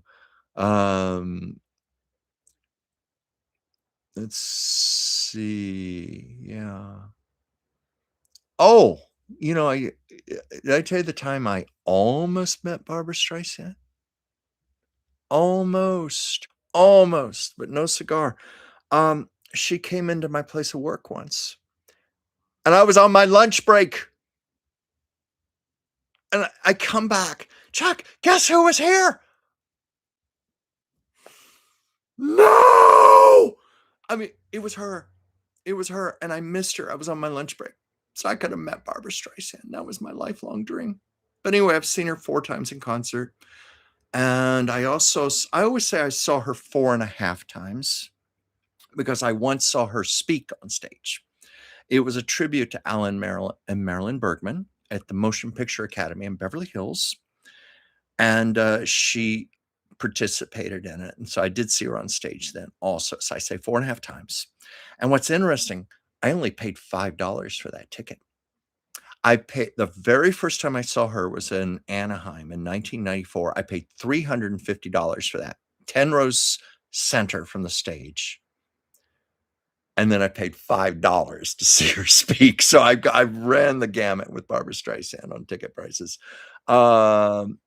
But I had always had this standing vow because she didn't do concerts for almost 27 years because of her stage fright. And I always said, if she ever did a concert, if I had to sell furniture, if I had to sell my car, I was going to get the best ticket I could get. Thankfully, I didn't have to do that. I was able to afford it. Let's see here. Okay, I got to speed through these here.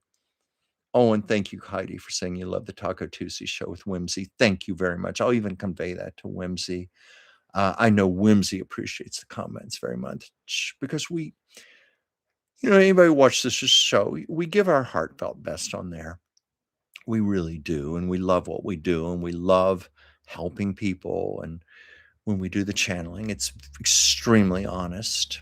Like I will say, if I'm not getting something, I'll just say it. I'm not getting it. I always try to be honest and be in the moment there. But I love doing it. And like I was saying at the top of the show, as her real life personal assistant, I make a lot of phone calls on her behalf to all of her clients, and I end up talking to a lot of people. And like today, had a lovely conversation with a woman in Hawaii who watches the show. It's really lovely to get your feedback, your comments, and thankfully, most of them are very positive comments. Andy's asking, is Barry Gibb still performing? I think he is, but I'm not sure. I think he's in his 80s now, if I'm not mistaken. But I think he has still performed. I think it was just like a year or two ago, he got the Kennedy Center honor. I think it was on behalf of the whole Bee Gees, but it's the last surviving member of the group. And of course, accepted on behalf of everyone. It's so sad. Even their baby brother, Andy, died many years ago. I still remember I was driving to work when I got the news on that. I think he was only 31 years old. Let's see. Let me see if I can speed a little better here. Oh, and Joyce is saying it's a white flower-shaped toy with a butterfly, the Christmas gift from Maya, her cat, on a wire that goes around and around.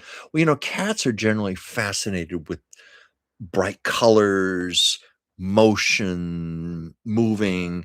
It's like when I got Sasha as a kitten, Diane Kramer, the Siamese cat breeder, told me they love to watch cartoons on television because cartoons are very fast, lots of colors, lots of sounds. And it's true. I can put Sasha in front of a TV and she is mesmerized. Something that mesmerized Sasha? Rudolph the Red-Nosed Reindeer. That classic, of course, that plays every year, the stop motion animation. I took a video of her, the back of her head, and she just sat transfixed by Rudolph the Red-Nosed Reindeer. And she was probably going to go, wow, this is some weird stuff. But she couldn't take her eyes off the TV. And I'll tell you the weirdest thing, the wildest thing.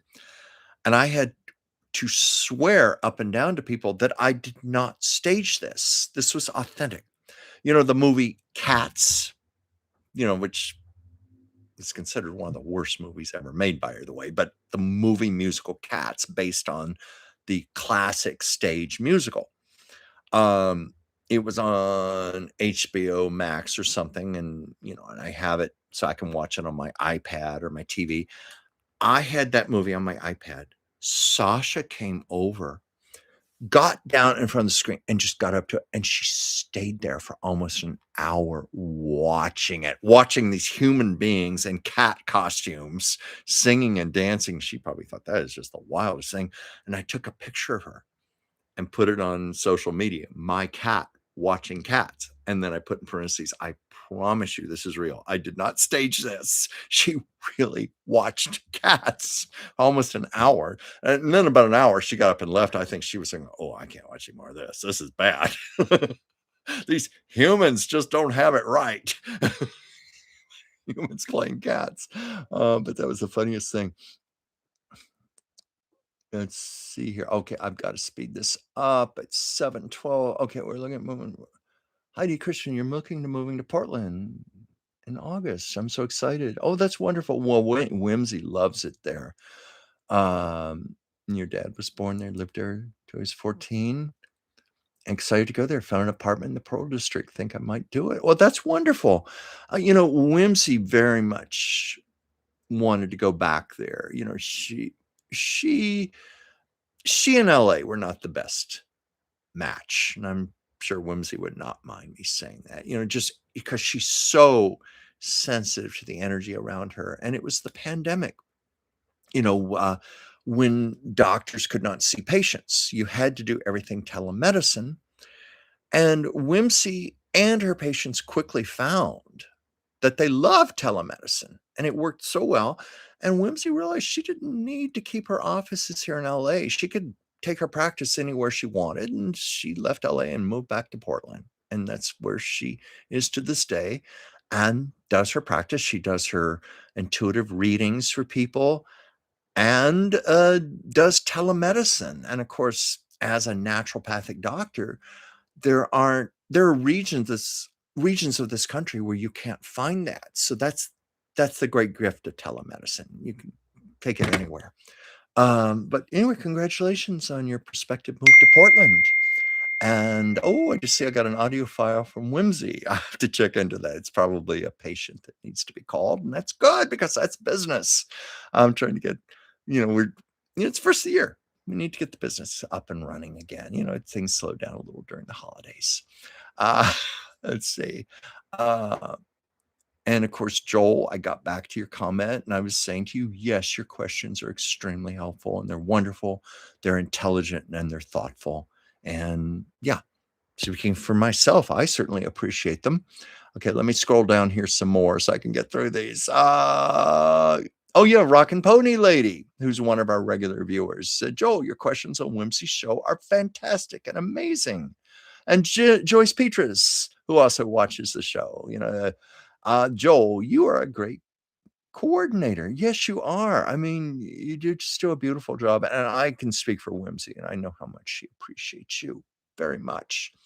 Um, let's see. Okay, I'm going to speed here without losing. It's a delicate balance because I don't want to get lost again.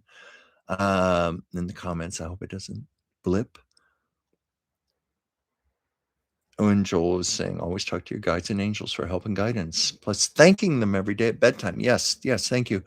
But, one of the things Sonia Choquette points out in her book, Ask Your Guides, is that we have all these guides who want to help us.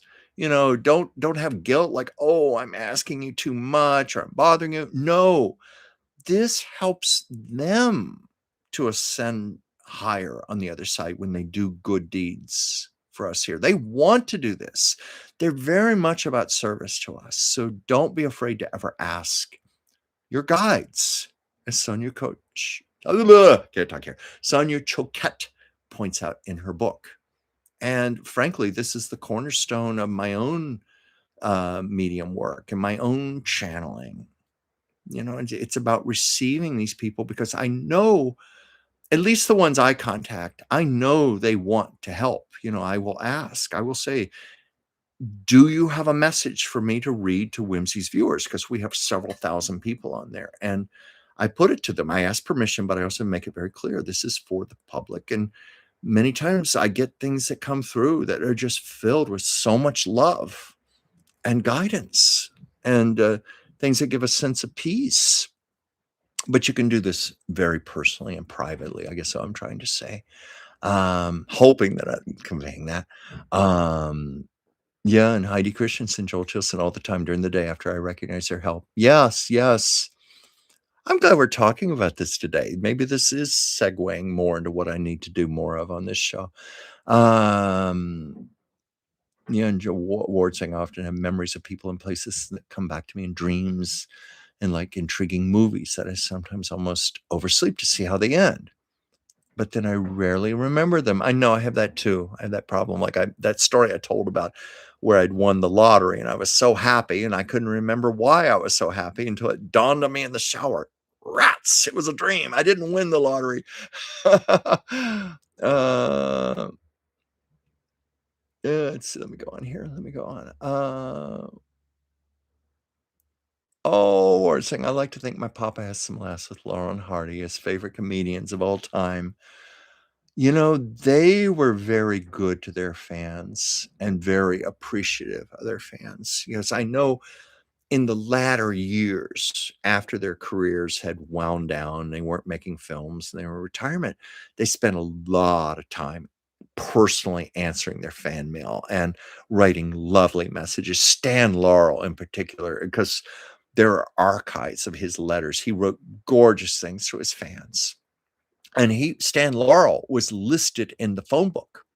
He lived in an apartment near the ocean in Santa Monica, and he freely was open to people calling him on the phone. And sometimes if he liked someone enough, he'd invite them to come over and visit. And that's exactly what happened with Dick Van Dyke. Dick Van Dyke knew he was in the phone book and called him, "Oh, Dickie, come over." And they became very, very good friends. They became such good friends that, well, Stan Laurel was a fan of the Dick Van Dyke Show, and it aired Wednesday nights from 9 to 9:30. And come 9:30, Dick Van Dyke said every night 9:30, after the moment the show was over, as though it's opening credits, the closing credits were playing, the phone would ring, and it was Stan Laurel with a critique of the show. Stan Laurel would want to talk about it in depth, the comedy, and he'd make suggestions, like, saying what he liked, and he'd say, "Now this you could have done a little better," and stuff. And Dick Van Dyke was smart enough to listen to the master, and he would incorporate Stan Laurel's suggestions. But they loved each other.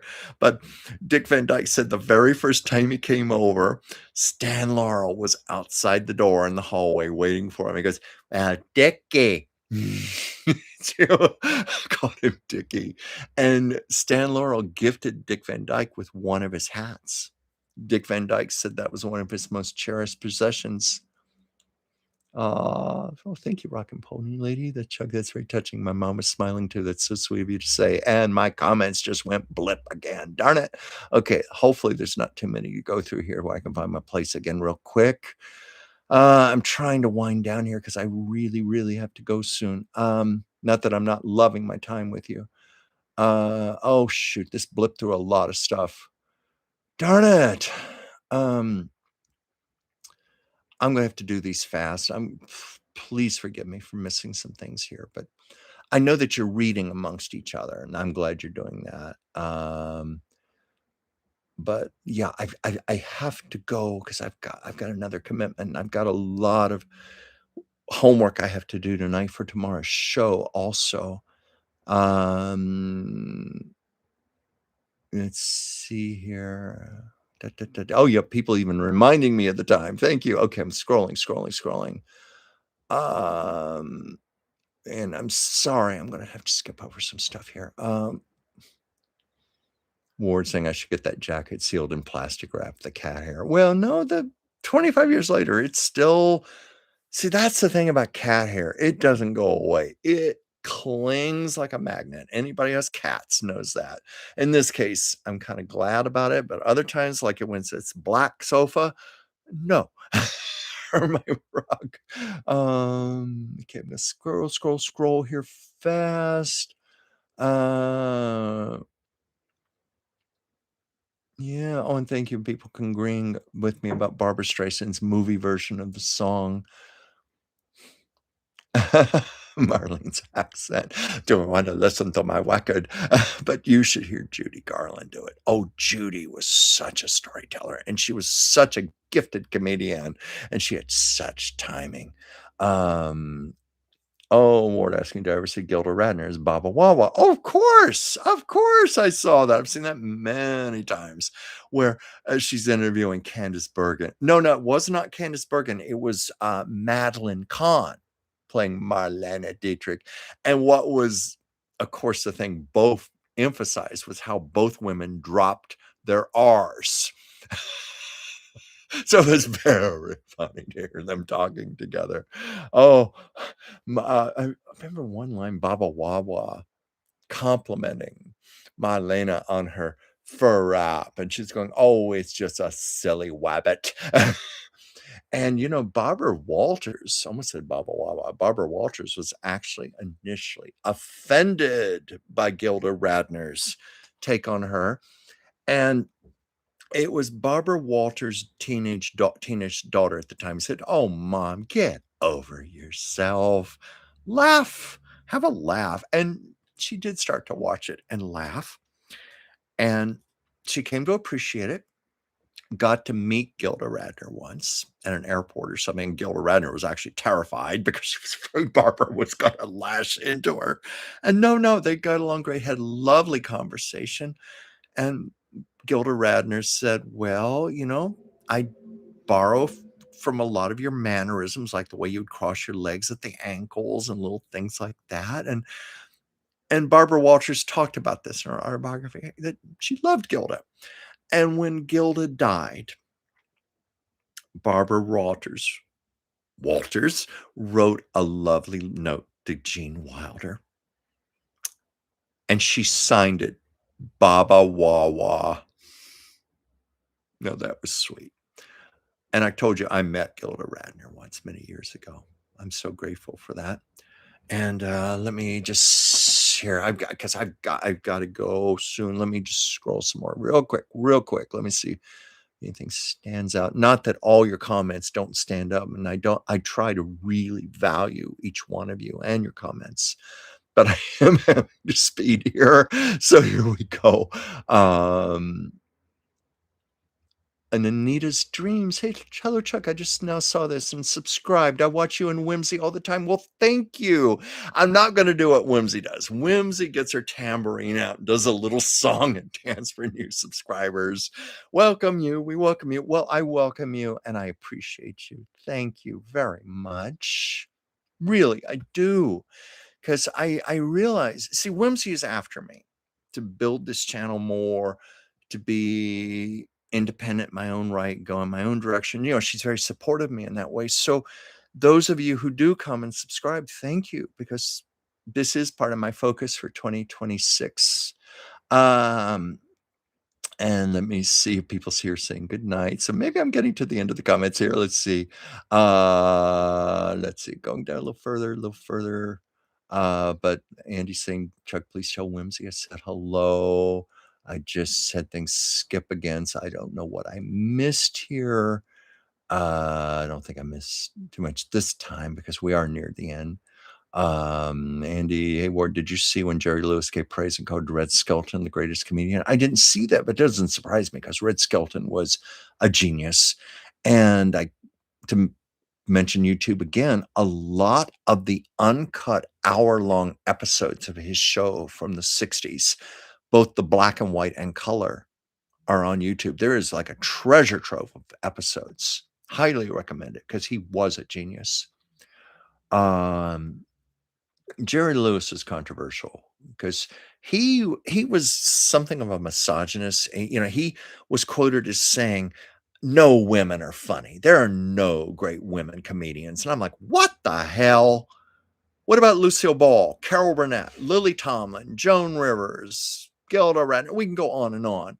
We got fabulous women comedians. I think he was full of crap when he said that. But anyway, he was right in praising Red Skelton. That's for sure. let's see what else here. But Andy, I'll tell Whimsy you said hello. And let's see what year did Judy Garland die? She died in 1969. June. She was a Gemini. Yeah, that's how I know her birth month was June. She died like a week or two after her 47th birthday. And her grave is about a 15-minute drive from where I live, and I have been there a number of times. And oh, and by the way, I took Whimsy there once because Whimsy is a big Judy Garland fan.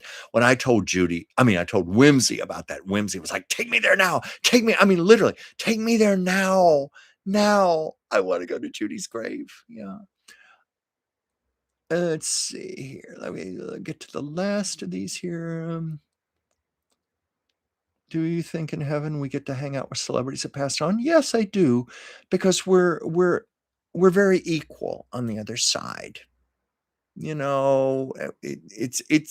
a bit humbling when we're on the other side, but in a good way. So yeah, we can associate with celebrities. I definitely believe that because God, they come to us now. Um, Let's see. Okay, I am at the bottom of the comments here. Jim saying 10:26 here, which of course is 7:26. It's now 7:27 here.